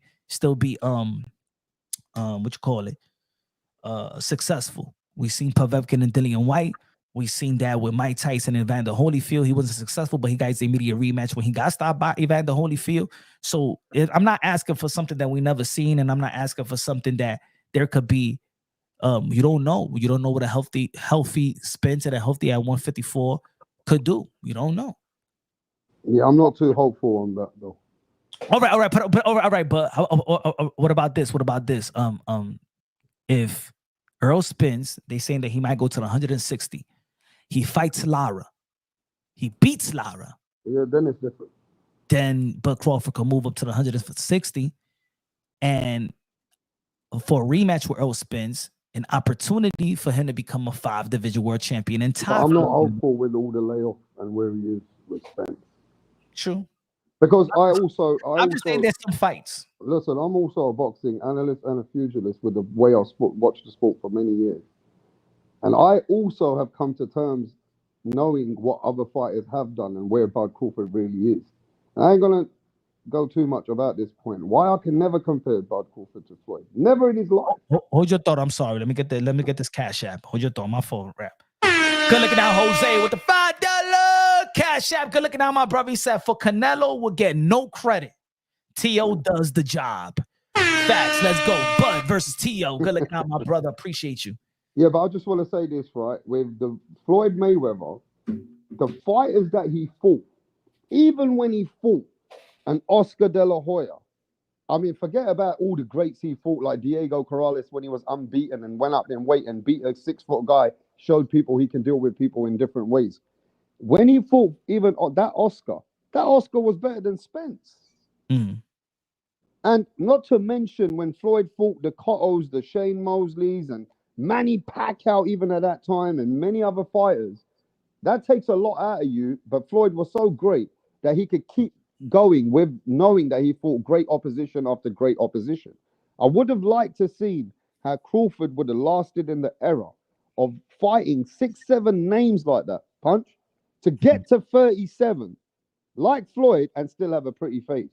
I just feel that opposition and timing is everything as well. And yeah, Crawford can say, oh, well, I could be bigger. But Crawford, you got to look at this as well, bro. You had a lot of easy runs, a lot of easy fights, bro. At 135, bro, your best win was against my boy who nearly beat him, Kevin Mitchell from West Ham. That was Ryan, what was his name? Fucking hell, Murray. Right? He came over to England and he beat my boy, which wasn't the best guy, but he was good. And his best resume after that was Gamboa and him becoming undisputed. Ricky Burns versus Ndangu. Ricky Burns. Sorry, not Murray. Ricky Burns. Right? He had a fight with Ricky Burns. That's his greatness. I'm just going to explain to you where Terence Crawford's greatness lies when the books are shut. Yeah? Mm-hmm. When it's all said and done, it's Ricky Burns, Gamboa, and Ndangu. Remember that guy? Yep. Yeah. And then we can go to the guy who really had the medal after that was Jeff Horn and Errol Spence. And I've been saying it, and some people call me a hater for it, but I'm not. I'm saying that Bud Crawford is the first ballot Hall of Fame. First ballot Hall of Fame. But when we talk, but within that Hall of Fame, he's the first ballot Hall of Fame, but within that Hall of Fame, his resume is third tier Hall of Fame. It's not first tier. It's not no near Oscar De La Hoya, Floyd Mayweather, Sugar Ray Leonard, Roberto Duran. It's nothing like that. Yo, man, you look at resumes, you can't compare. I think you can't compare Crawford to those people, bro. You just can't. Mm-hmm. Sorry, there's no debate. There's no conversation with me. It's different eras and different times. But I want to say this before you leave us, and this is something I want to talk about. I watched Teofimo's interview. He had a big platform with Mays. I watched some of it, yeah? With Kevin Mays. It is I want to touch on this, bro. Teofimo, first, there's only a few things I'm going to touch on due to we ain't got probably that long anyway. The first thing I want to touch on is when they said to Teofimo, hey, Teo, man, that guy, I don't know his name, Cameron or whatever, he came and said, Teo, man, why are you not talking, bro? When I saw you, he said, when I saw you, you was talking some shit. And then he said some stuff about Shakur. And Teo gave an answer that I've never heard in my life. Teofimo's twisted himself, bro. I gotta be honest, he's a bit up and down himself, hot and cold. Sometimes I think he thinks the fans, they haven't given him respect as well. So he's like, well, I'm not going to give you the energy that you need. Or sometimes Teo's speaking the world is against him, whatever it is, right? We're seeing Crawford thinks the same. So we know all fighters don't appreciate fans anyway, right? Yeah. So they said to him, right, Punch, why you don't fight Shakur? He said, I'm never going to fight Shakur. Wait, listen to what he said, though. I had to rewind this. My life is going to be about this. This is part of my life. Shout out to Rap Star Boxing. If you haven't subscribed to Rap Star Boxing, subscribe right now. He going live after this live. Yeah. So I got to tell you, Teo says, hey, man, basically, I'm never going to fight that guy. They said, what? What do you mean? You ain't never going to fight this guy? Like, what's going on here? This is not you. He goes, yeah, but you don't know what I know. Then I thought, what's he know? He goes, man, this guy, he goes, when this guy loses, he goes, when Shakur loses, he goes, I've seen Shakur when he was younger, but when he loses, he was going to top himself from the hotel. I don't want to laugh. No, don't laugh. So he says, even Mays was in shock, right? So Teofimo says to Mays, and this guy, Cameron, whatever his name is, hey, yo, man, Shakur Stevenson, I seen when he was younger, when he lost, he went to the hotel on the top of the hotel and he tried to top himself. Like basically, he took it so bad that he goes, in my heart, I would not want that on my head. I don't want that in my conscience. Because I don't want he goes, because if I beat him, he's gonna kill himself.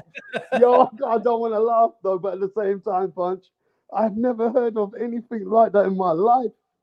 Hey, yo, Rap, we never heard of anything. We never heard of another fighter suing another fighter for getting the ass whoop. I mean, that's just Oh, bro, people are saying that's we're going to a whole new generation of how people think, bro. Yo, Tio's fucking crazy. He thinks that Shakur's gonna take it so much to heart that he remembers when Shakur lost and Shakur couldn't handle it. And he said, don't worry about all that Olympics thing that you saw him crying. Yo, why we laughing about? I shouldn't have banged this conversation up because if this is true, it feels bad. I feel bad, man, that Shakur took it to You're heart. so inconsistent about mental illness. Yeah. No, but it is funny what he said, bro. He's trying to say that I don't want to fight Shakur Stevenson because I don't want that on my conscience, bro. I know who he is. And he said it with a serious face. You know one thing about Tio? No, he really meant it in his heart. He said, look, man, I've seen this kid, when he's lost. He went to the top of the hotel to try and top himself or something. Yeah. So they said, they shut the whole conversation down, bro. Yeah. May shut it down. May said, yo, bro, I don't want to talk about this one. This is mental illness. Yo, but what I'm saying is they got shook. They got shook, man. They said, how the fuck is Teofimo coming out with shit like that? And he goes, I don't want that. So what he's trying to say, no, we got to talk to Shakur. Because what Tio's trying to say, yo, Shakur, I hope somebody hearing this to send this to you. Teofimo trying to say you're still weak when you were younger, that you take things to heart too much, that you try to kill yourself over a fight that you lost. So he doesn't want to fight you because he feels that if he beats you, you won't be able to handle it, and he doesn't want that on his conscience. That is a title right there. Yo. I mean, And that's I ain't never heard of that. To be honest, in the future, I would like to see that fight. In the future. You know what I'm saying? In the future. I can see that fight. I mean, I want to see all these guys fight. Teofimo trolling with a serious face punch. Because people in the chat right now are so confused of what we're talking about. I haven't seen nobody in Shakur's team, anybody that knows Shakur, deny it yet. Wow. Nobody's denied it. I haven't seen it. If anybody could tell me and stuff like that, I haven't seen nobody deny that one yet. Man, when you're younger and you got competitive spirit, you know some kids can take it a lot to heart. I understand that. That's competitive spirit. But just to Teofimo to bring that up, to tell them, I'm not going to fight this guy, bro. Yeah, and he confused everyone. That's what the way he confused everyone because he's calling everybody out. And he wants Shakur's fucking dad, Crawford, but he don't want to fight Shakur. And this kind of means something to Tio. Like, Tio must have seen something. Tio's saying, bro, man. So he's saying, I respect Shakur that way. I don't want to see him. That's why they hate Tio, bro. Tio. That's how they hate. Yeah, because he be blowing money. Trying to take Shakur went up the top of the hotel, bro, to throw himself off of the fucking hotel. Man. Anyway. But, hopefully, Bud Crawford, you know what I'm saying, fights Teofimo Lopez. You know, Tank is going to be fighting Lamar Rose, so that's not going to happen. I don't know why this fight can't happen. And I don't know why any of the fight fans were but on my second thing before I go, why wasn't Tio took the biggest platform in the world and he didn't really give the energy or called out anyone like that? He was very laid back. He didn't give me the energy that I was looking for. He only spoke about Shakur like that, and that fucking made me think, what the fuck is Tio on about, right? And Tio was just very conservative, very professional, acting like, you know, he's done it all and he's Tony Montana and he's chilled. I don't think that he gave them the energy that they was looking for. Like, they wanted, like, you could see throughout the whole interview, like, they wanted Tio, like, yo, Tio, come on, we your fan. Like, where are you? Like, I mean, you know what I'm saying? Like, I don't know if what type of personality he wanted to give them and things of that nature. He was a little laid back. He did say things that, but in the end of the day, he did say things that still catch waves, like the Shakur thing, right? It's still called waves. He's mentioned, his frustrations of the politics of the sport of boxing. He still said things that, it's still some headlines. Put it this I mean, way. he said the reason why he said monkeys is to entice all the fight just with them two guys. Exactly, but the thing is, what I also like what he said that a lot of people ain't talking about it when he was expressing himself about the monkey thing is he said, I'm only talking about two. If the rest of y'all want to, and want to feel like I'm talking to y'all, then so be it. You know what I'm saying? Like, that's why there's some channels. I see some titles. Oh, they checked Tio on this. They ain't checked Tio on it. As a matter of fact, if you look at the whole interview, they wanted Tio to keep on. They wanted him to keep enticing and keep on making these call outs, but Teofimo Lopez was just a little bit laid back for their opinion. I thought that Teofimo Lopez, they was expecting Tio the takeover, the brashy, but you notice that something about T.O. is every time T.O. does some type of interview, it creates a headline. He knows how to create headlines. I want those headlines, though, to transition into sales, though. It doesn't like he every time T.O. does an interview, he says something and everybody in the sport of boxing is talking about it.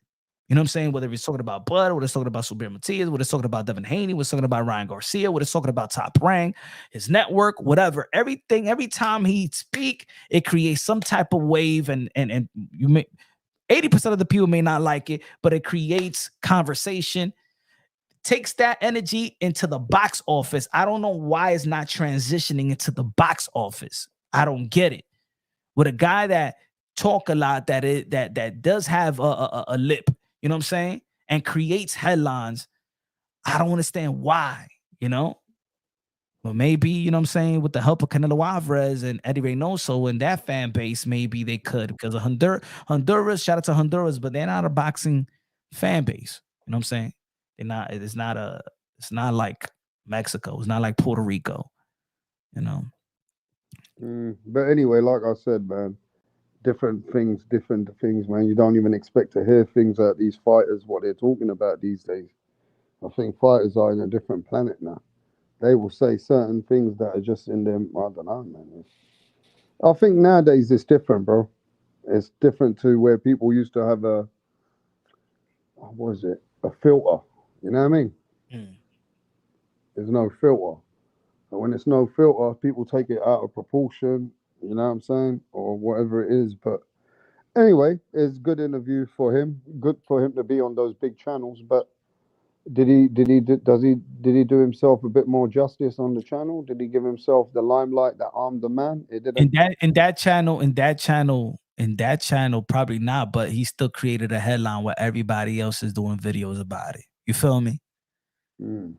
But I mean, if you would have asked me what if I was his PR or his publicist or whatever, stuff like that, like I would have loved for him to be on some amp shit. You know what I'm saying? I think that was a great opportunity.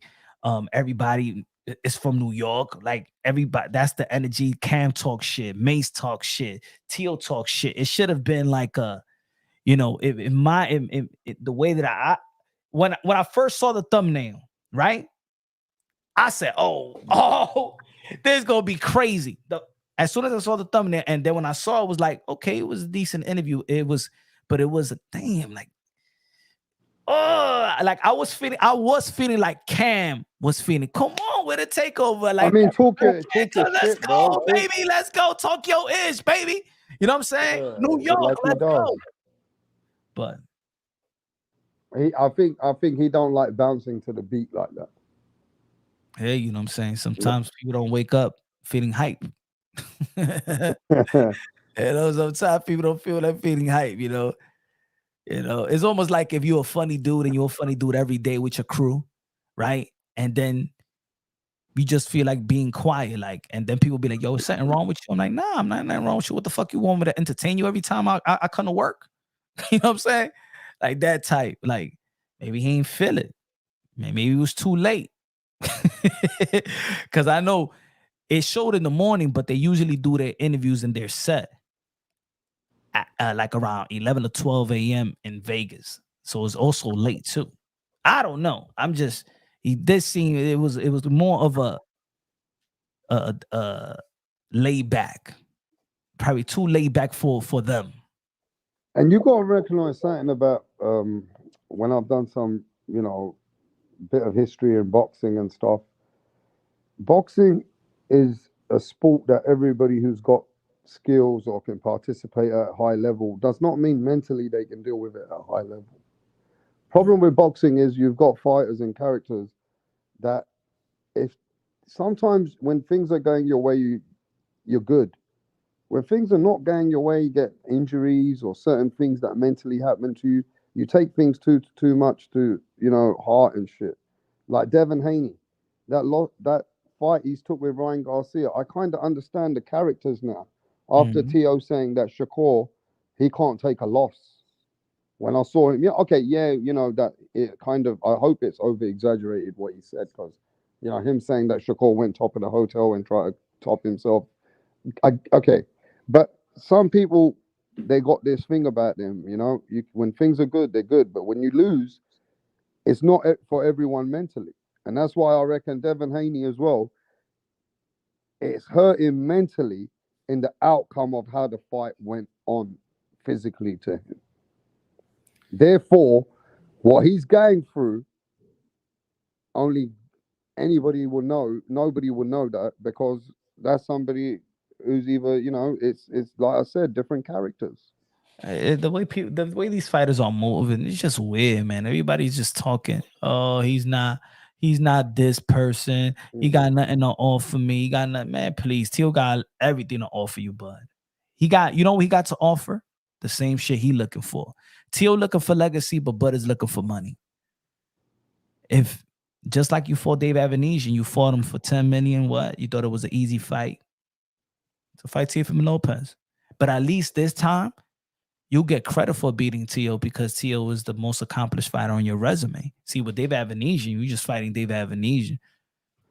That almost. Yeah, but also you got to look at his way, isn't it? Right? He's at the last end of his career. He's looking at big options. So him sitting with his guy Turkey, if Pandora's a big fight for unification, he can work that fight, right? So he doesn't need to be shamed either, because he will look at his options where his biggest fights for him. He's got to that stage to pick and choose what he can do. Are we talking about Fundora and Bud more than we talking about Bud and Teo? No, but Fundora and Bud is still a big unification fight for Bud. It's a unification belt. Yes, Fundora got 2 belts. Am I right? Yeah. Yeah. I don't know if the other one was vacant, but I think he got 2 belts. Okay, but he's got 2 belts on hold. So Fundora fighting Crawford is still a really good move because he's got to make moves, right? So his moves are whatever's going to work in his business angle right now. So him calling the shot, that's still a good shot. He get 3 belts, right? Then he'll have 3 belts. He can now try and do the 3rd time undisputed. Let me answer this one. Spencer said he's more relevant than Teo. Teo said he's never made $1 million. I don't understand why people say the dumbest shit. Spence, when Teo talking about he hasn't made $1 million, and when he was saying that doesn't mean his purse is not over $1 million. Teo is just real enough that he's telling you how much he makes when all fees and taxes are taken out. So when his purse for Josh Taylor is $2.3 million or $2.5 million, and his purse for Vasily Lomachenko was what, 1.3, $1.2 million, and his minimums is close to $2 million. He's getting, his purses are in the millions. He's telling you what he's not make, what he's bringing home, which all these fighters, Teo is just being real enough in how he's just letting you know how fighters get paid. Don't think that these guys ain't getting paid. Whatever Teofimo Lopez mentioned, yes, in that interview, fighters are getting paid less than that. Time out. Why was people giving Brian Norman Sr. the benefit of the doubt? Oh, we fight this one, then we're gonna take this, and then all the tax take over, and blah blah blah, and the 10%, Mhm. and the 20% and stuff like that. That's the reason why they didn't fight Boots, right? Right, folks? Is the same is the same shit. Remember, you got tax. He's fighting in New York. Tax. How much is that? Tax is gonna take a big chunk. Okay, now what's the 10%? Your trainer. Okay, there's another 10 or 20% of your manager. How much the promoter's gonna take? So that's boxing is like that. You don't take the whole purse. But So the problem, yeah, but people are $1 stupid. million is let me get my $4 to $5 million. So at least I come home with millions of dollars. And people are stupid though. They don't understand the difference between your earnings and your net income. Okay? It's very simple. You could get paid 1.2 million. Now that's your gross total income there. Okay? But your net profit after that money that sounds big, you gotta pay, let's say example, 40% tax. That's already gone, 500,000's gone. Okay? Right? That's already the tax money's gone. Then you gotta pay your trainer, you gotta pay your coach and conditioner, you gotta pay everybody else for everything you've done to lead up to the fight. Am I right? Mhm. Right. Plus Everybody, plus the belt fees. everybody takes their money. Then it comes his net, that what he's left with. Plus the belt fees, 3%. So Yeah, each but that all goes out of his expenses. So that's everything that goes out of it, out of his total income earnings. Then comes his net. His net is what is after all expenses, what you're left with after you take out all expense. Why you So think when these you hear people vacate earning belts? 100 million, bro, and the biggest thing you've ever heard, 100 million, just know they're coming home with more or less 60 million or even less sometimes. Exactly. So it's people don't know the business of boxing. You know what I'm saying? Like what they think is a million is not even a million. What Mikey Gar said a long time ago, he said, "Man, you get paid $1 million, just know you're gonna get paid 500,000. Yeah. The tax is gonna take a big chunk." And that's what did Eddie Hearn tell Devin Haney. When Eddie Hearn saw Devin Haney, and then Devin Haney said, well, look, I'm going to get this much more. Eddie Hearn said, no, you're not. You have signed a contract to say whatever this extra amount comes in, after all expenses and everybody else's fees, whatever's left, you will just get that percentage of that. And therefore, it's all about how you have different contracts. You can either have this contract guarantees, or you can have contracts where you bet on yourself. I think you know how remind me. I think that Devin Haney and his team read that letter. I'm not that. I'm sorry. Read the contract, but only read the bold letters. Like, you know what I'm saying? Yeah, that's why Oscar De La Hoya said, these guys don't know what they're talking about. I've fucking been doing this business for years. These guys are fucking stupid. Let me. He goes, I fucking fooled them. They thought they were getting that fucking 50% of the rest of the money. Are they fucking stupid?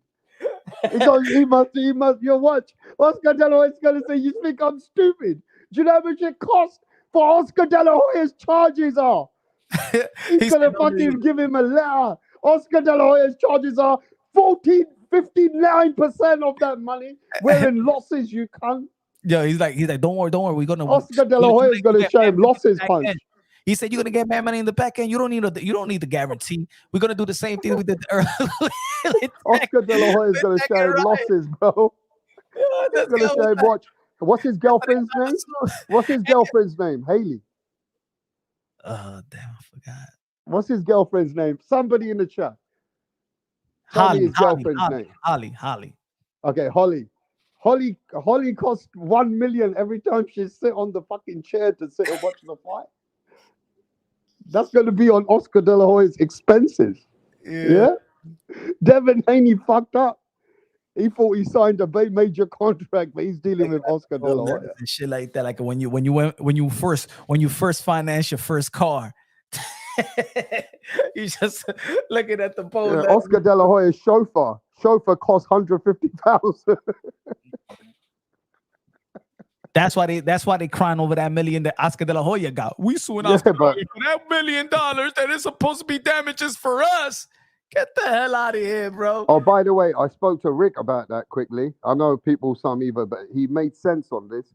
He said to me, the reason why Oscar De La Hoya gets the money for the losses of the fighter to be inactive for so long and to do the fighter's paperwork and to be realizing what they do on the back end to keep their fighter for the things they need to do to get him prepared for the next fight. Mm-hmm. So all that time is money that Oscar De La Hoya will lose because he put the asset and the money behind Ryan Garcia. Do you understand that? Mm-hmm. Or not? I understand. Like, Oscar's got his own losses that because the fighter has been suspended. Yeah.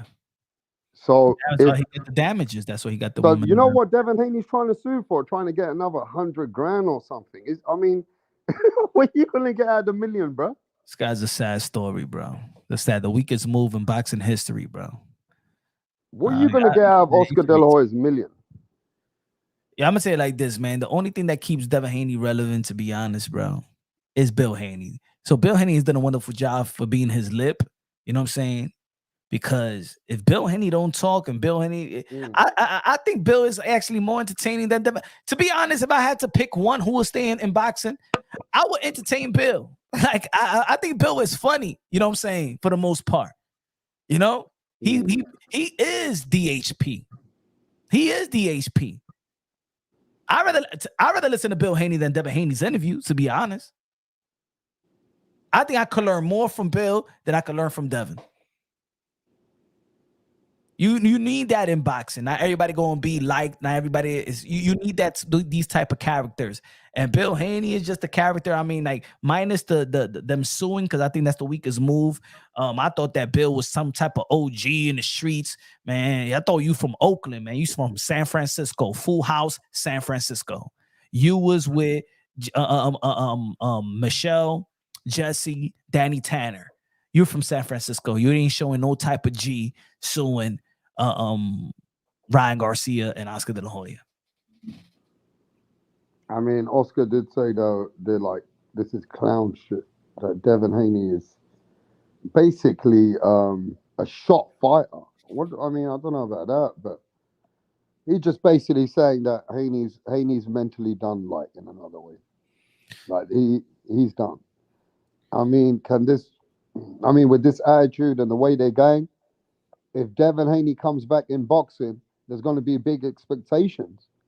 And is going to be more under pressure now than what he was before.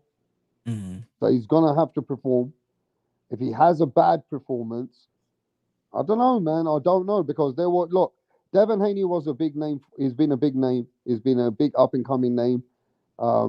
He's done really well on social media. He did everything opposite to Crawford, what Crawford never did in his younger days, right? So Haney has captured different media outlets and grown his brand. But he was going from the next Mayweather, remember? Yeah. So he was his expectations were so high. You know what I mean? Because let's not forget, they said Devin Haney is going to be the best out of all of them. There has been a lot of people in the boxing media, boxing outlets, people who study boxing, they fell for the Haneys. Yep. Haneys did capture imagination to say to the world that they're going to be the next best fighter ever. This could respectfully be a pound for pound list. Look at the lineal champions, the kings of the ring. Lineal champion. You got heavyweight Alexander Usyk. You got cruiserweight. You got Opetaya. Light heavyweight. You got Beterbiev. You got Canelo Alvarez super middleweight. You got Jermell Charlo Jr. middleweight. You got Terrence Bud Crawford welterweight. You got Teofimo Lopez Jr. welterweight. You got Naoya Inoue. You got Jesse Rodriguez, and you got Tarahi in the junior. That could easily be. That should be the pound for pound list as well. Because that's how you are the best in that division. You're the king of that division. You fought the Who's best the to be king the at best. 135? Nobody's the lineal at 135. Oh. They was gonna put the lineal championship belt up. The Dougie Fisher said they was gonna put the lineal when it was gonna be Tank Davis versus Lomachenko. Yeah, but at 154, I think other guys are more active now than Jamel. And No, but I'm saying Jamel still got that. He already they already vacate. He put champion in recess by two sanctioning bodies, but he's still the lineal, almost like when Tyson Fury went away. He was still the lineal. You know what I'm saying? You still got to beat the best. They just don't give. I actually think though, if Crawford beats Fundora, he should be the junior middleweight guy. How about if Jamel is saying that he's gonna campaign at 154? Nah, you gotta be. Nah, he did work. You just can't take it. He did the work. He cleaned the 154 pound division. Whether people like it or not, he cleaned it up. But of course, there's always going to be a young, hungry lion coming up. So Tim Tszyu was coming up, but right. The light heavyweight, they've given it to Arthur Beterbiev because he's lineal and not Bivol. No, not yet. Right, because he was going to come up. But Beterbiev got a good resume in the light heavyweight. You know what I'm saying? But hey, everything is up for grabs now. Canelo Alvarez is the lineal. You know, Teofimo Lopez the lineal, and that's why Look at the two guys, Terrence Crawford and Teofimo Lopez. So when they say that Teofimo Lopez is not bringing nothing to the table, they're lying through their teeth. Terrence Crawford is lying through his gap teeth if he's saying that Teofimo Lopez bring nothing to the table. Epoxy Magic with a $5 super chatty potty game. And he said, how much I think Bill got for the booty rental of Devins for Diddy? Man, hey, I think that it was Bill that took the invite and said, yo, son, go over there to Diddy's party and make some friends. I'm dead serious. You don't think so? Man, it was Bill. Bill said, yo, go to Diddy's party and network and make some friends. I believe it. You don't believe it? I believe it. Just like, remember that interview when Bill had Jay-Z? Yeah, Bill never send Devin Haney over there to have bum boy parties. Nah, he did, bro. No, he didn't. He went over there. Bill told Devin, you can go hang with the right people, which are there to grow with. Bro, I'm gonna tell you like this. Bill Haney never does know the right. Nobody yo, rap. I'm for real. I'm not saying no joke. No, that ain't no joke. Rap is not a joke. No, I'm not out of order. I'm for real. Bill Haney know these guys. Bill Haney knows Jay-Z. You know what I'm saying? Bill Haney got his son in the gym with Zab Judah. Bill Haney. What's wrong with Zab Judah? Bill Haney got him with the Mayweathers. Bill Haney knows his way around. So you think that Diddy said, yo, let me invite Devin Haney to the pool party? Nah, man. He knew a plug. Bill Haney knew a plug. He told his son, yo, go to this pool party with Diddy. Just like in that interview with Jay-Z. Who had Jay-Z's number? It wasn't Haney that had Jay-Z's numbers. It's Bill Haney that had Jay-Z number. Anyway. And then Bill gave Devin Haney the phone. Hey, speak to Jay-Z. Okay, so Bill sent his son to the network at best. Bill sent his son to the network. Yeah. Now, from what we've heard from many, I don't even know how we're having this conversation, bro. But look, let's talk about this Diddy situation. From what I've heard from all the celebrities and shit, they said there's two types of parties. When you go to see Diddy, there's a party that happens which are there for the elites. And he goes, everybody enjoys themselves. Nobody's getting out of proportion because in this party, there's a lot of people that everybody sees and nobody wants pictures taken. Number one.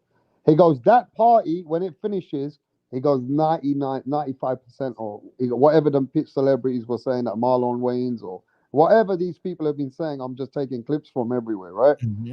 They're saying that there's an after party. And the after party, there's only very, very few people allowed to go to this after party. But look at the picture, Rap. Are you saying that Devin Haney made it to the after party, bro? Yeah, that because if Devin Haney made it to the... Yo, wait. only the certain elites can make it into the after party, which all the crazy shit was going on. But only the elites that's willing to do dirtiness is invited. So listen, They're all not gonna invite people that minute number, go to Punch. church. They That invite. minute number. You do realize Diddy's going to be having a mental episode soon. And once he has his episode, he's going to release everybody's names who's been in that parties. He's gonna release the name that he was in. So he's gonna not in the party. They released the name in which he was in. In. And in that party, they drug you up. And once you take this one drink, it's over for you, bro.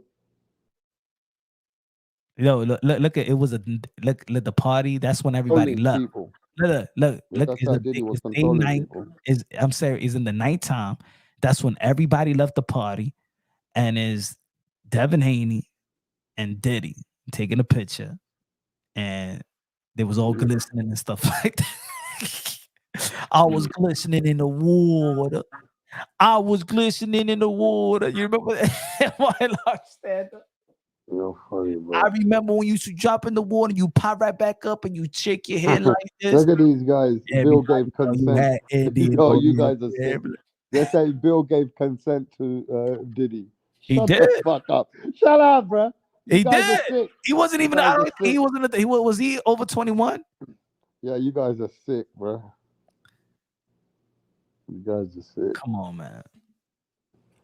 Hey, a lot of things coming out. A lot of things are coming out. Yeah. You don't know nobody in that pool party. You can. How you got it to that? Look, I'm gonna tell you like this: that I know that it was Bill Haney. You know why? Because Devin Haney couldn't even get a ticket to the last event. He needed a plug. Conor Ben told him he can't get into any place. So Conor Ben took his seat, and Devin Haney was pissed, and then Turkey had to get him to sit next to McGregor and Crawford. Turkey said, "If I could hold your hand, you could get the seat." Yeah, nah, bro. The sick conversations are not good. What's going on for the people, bro? That means that, you know what I mean? We're living in a twisted society already, and the people that those young kids look up to. You know what I'm saying, bro? It's a twisted world, bro. It's all gone twisted. I want somebody to sing P. Diddy's song right now. Start dance. Yeah, you ain't dancing to Diddy right now, yeah?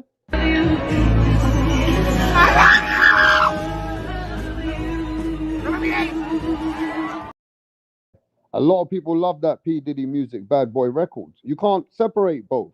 You got to separate both. Like they did with Michael Jackson, bro. They were still listening to Why are you gay?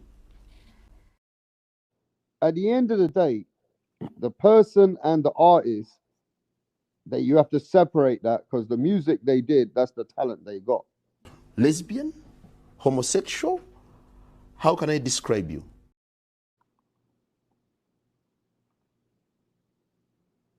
Can you hear me?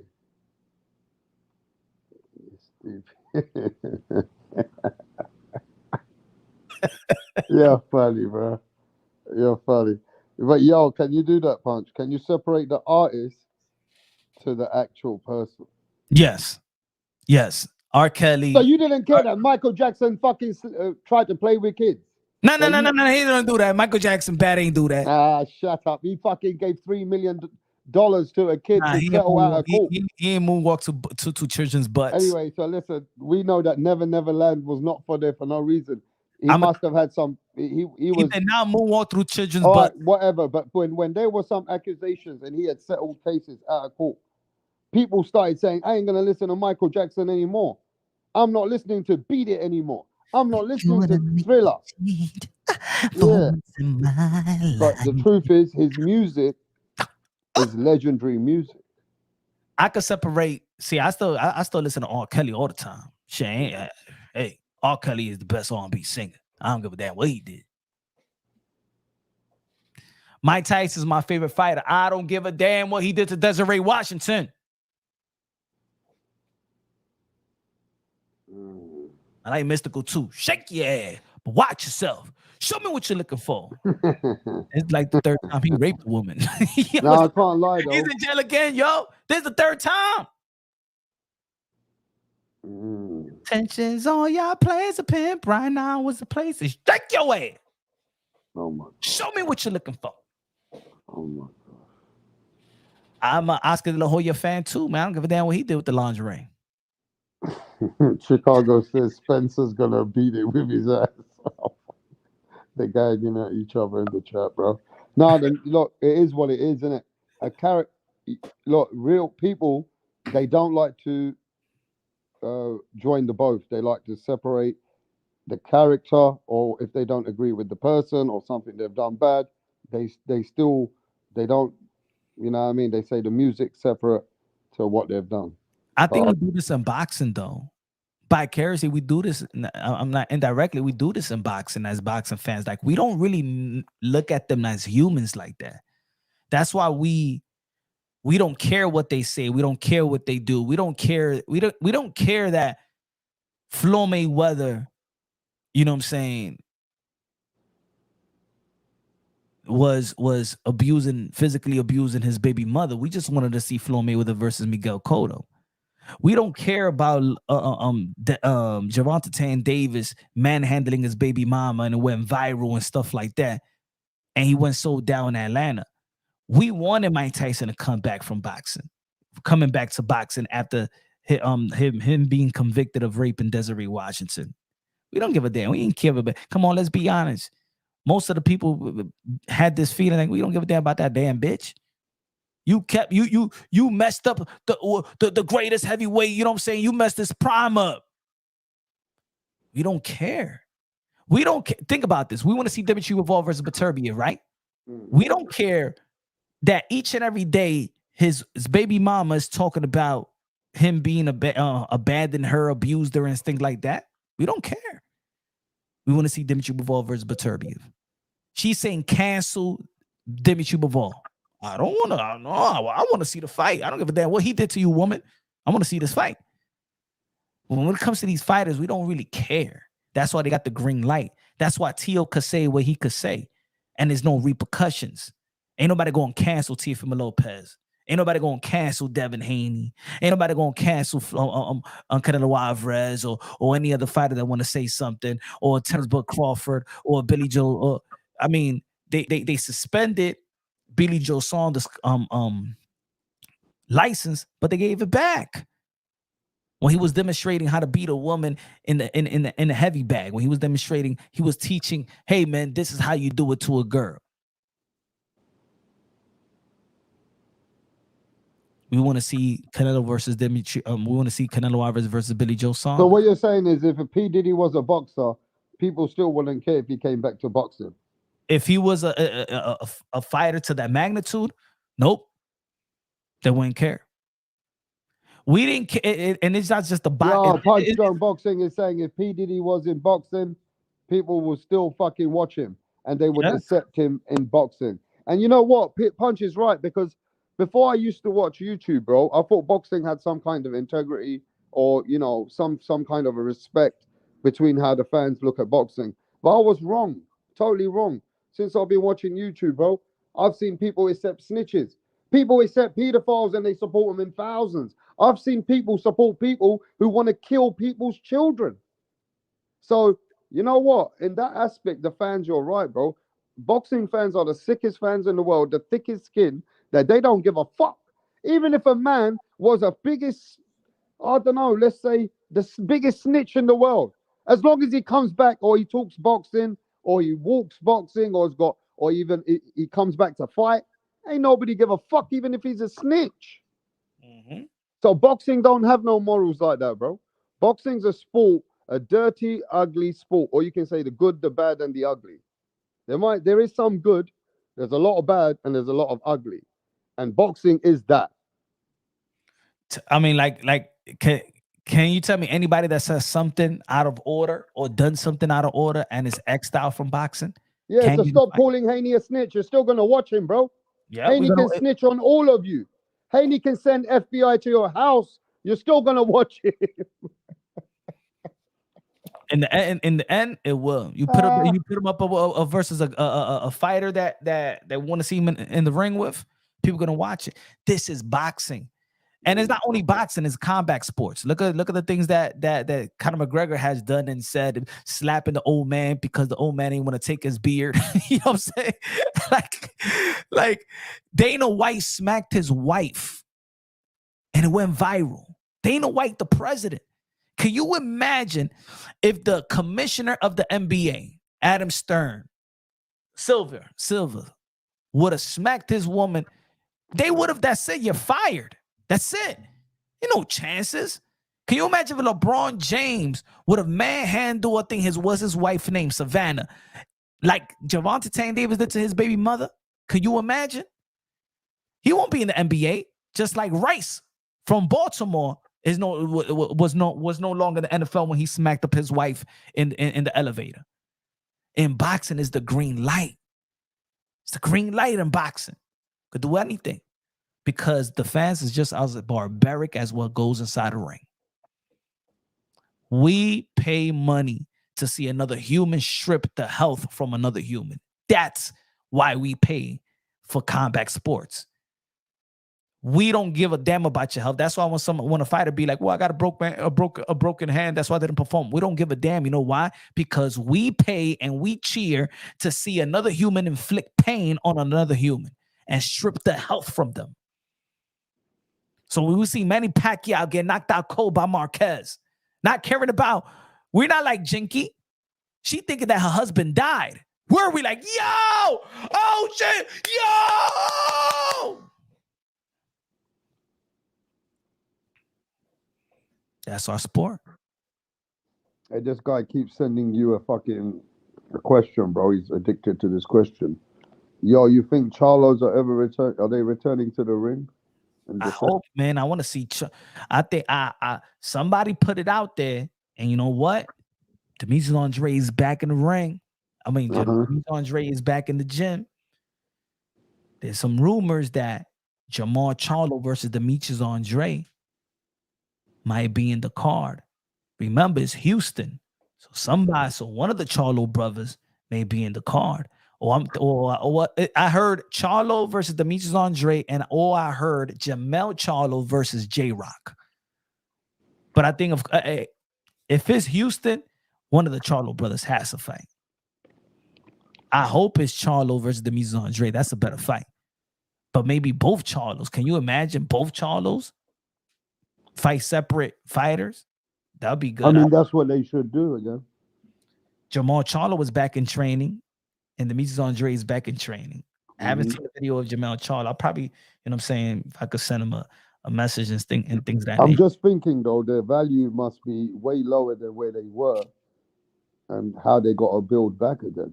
But why their value is low, too, you know what I'm saying? It's because while we don't... we ain't seeing these big cards anymore for PBC. We're only seeing ultra big cards for a couple of fighters now. If the Charlos were from the UK, how would the UK people see the Charlos? You can't compare that, bro. We're still waiting to watch Billy Joe Saunders is coming back. We're watching Billy Joe Saunders is coming back to fight Chris Eubank. Bro, the whole UK knew that Amir Khan was washed up, Kell Brook was washed up, and the ticket sold out in 6 hours. Yeah, because we just want to see people bash themselves and they want to fight and still give us the fights. Ultimately, it's like you said, it's not about every character goes in boxing, bro. Boxing's a sport that it's a violent sport, Punch. The UK people respect fighters and respect the pure. And it's a violent sport. You gotta remember this. They respect.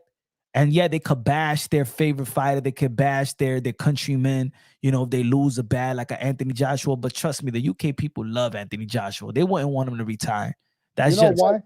Let me tell you why. And just like all of you guys, you can criticize as many fighters as you want. But deep down inside, why you like watching? And I'm going to say how I feel about everybody has a different perspective. But most fans I've ever spoke to in my life, why do they love boxing? It's that violent sport. It takes a certain fan base to love violence. And unfortunately, as much as we try to bring up the sport, bro, being violent and being zoned in that way to be trained like that It's a mental strategy. You know, we talk about mental illness today. This is soft. Man, mental illness people have been dealing with for many, many centuries, bro. Mm-hmm. This is life. But we recognize when somebody has these mental crazy things about themselves that can put themselves in the ring. Deep down inside, we are attracted to those kind of things because that's what the fans are. Fans are inclined. So it's a sport of violence. So you don't care what personality is. A man could be a murderer. A man could be this. A man could be a cheater. A man could have been a thief. As long as that man is fighting in the ring, that's what we're in tune to. Yeah, that's it. So this shit about, oh, but Tio's not being a nice guy, that's fake. Mm-hmm. That don't mean shit. We Nah. are here to watch two guys get in the ring, and we don't give a fuck about what they do. Really, outside the ring, that's on them. It's gossip. We just want to see what they're bringing in the ring.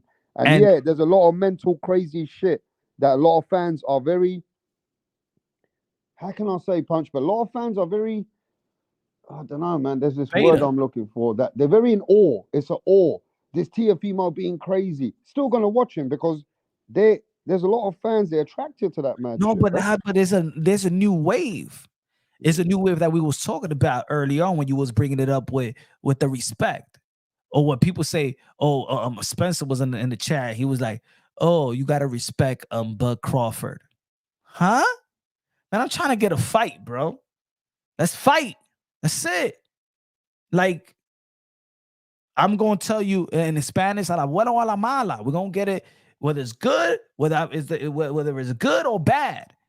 I'm calling you out respectfully, then respectfully acknowledge my call out and let's get it done.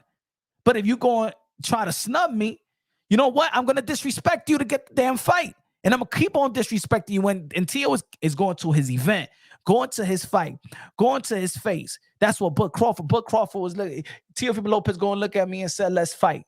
Let's fight then, bruh. Damn, Bud, fight Tio. That's it."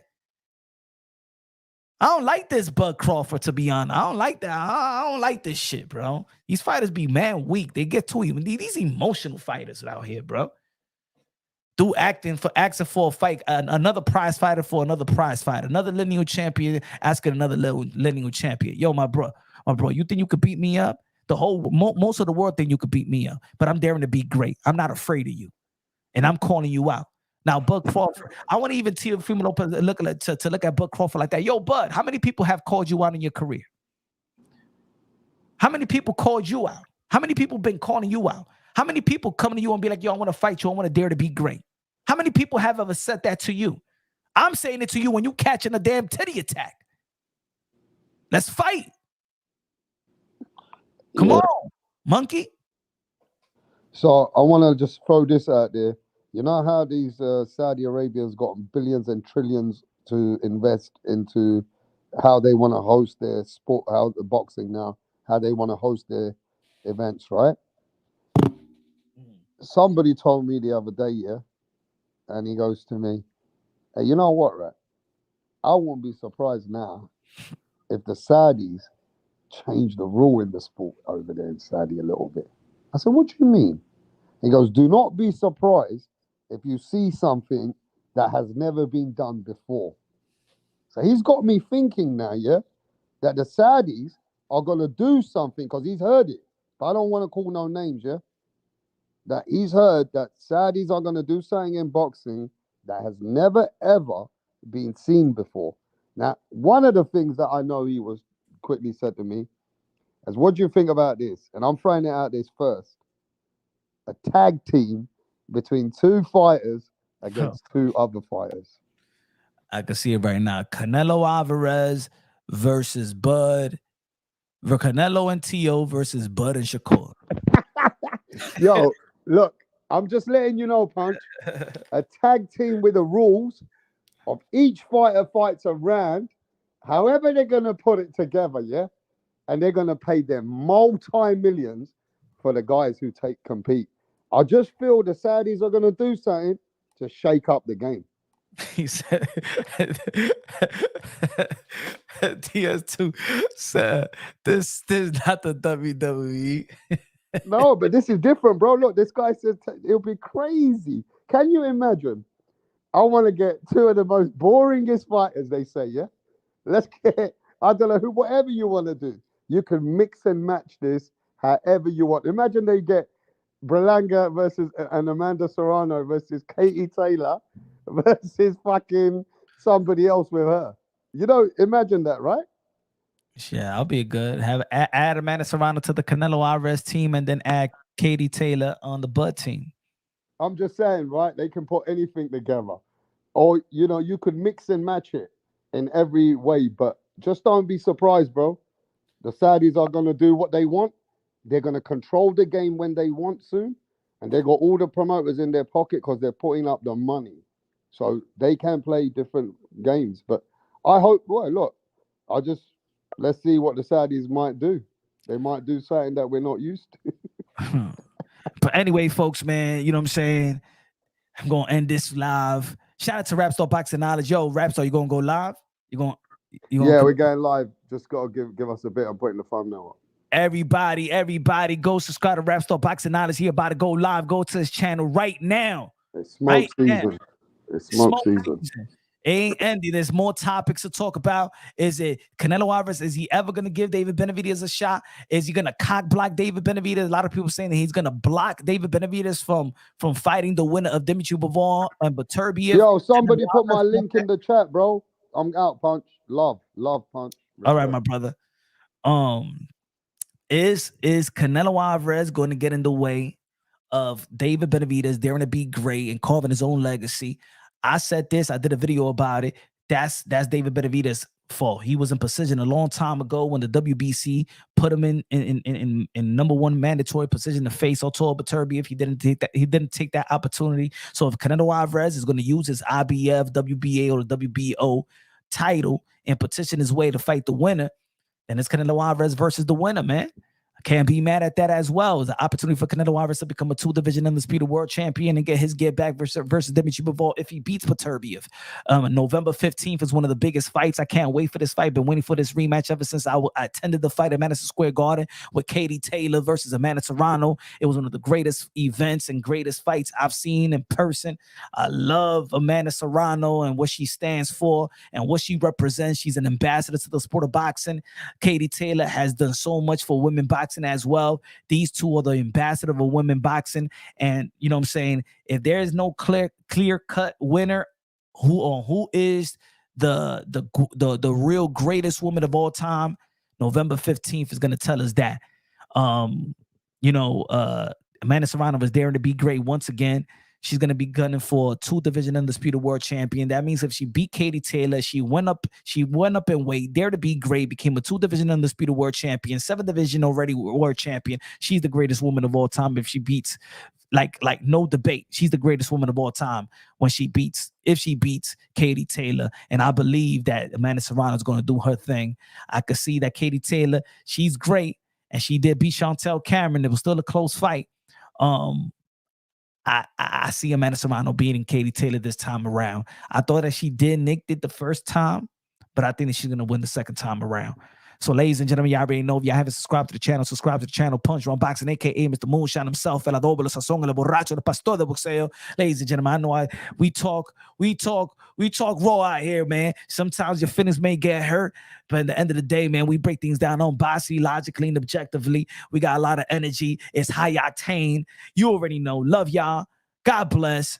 And on to the next. The best investment you can make in your life is have God in your heart. We're brothers and sisters, sons and daughters of the Most High. The only race is the human race. You know what I'm saying? You feel me? We out.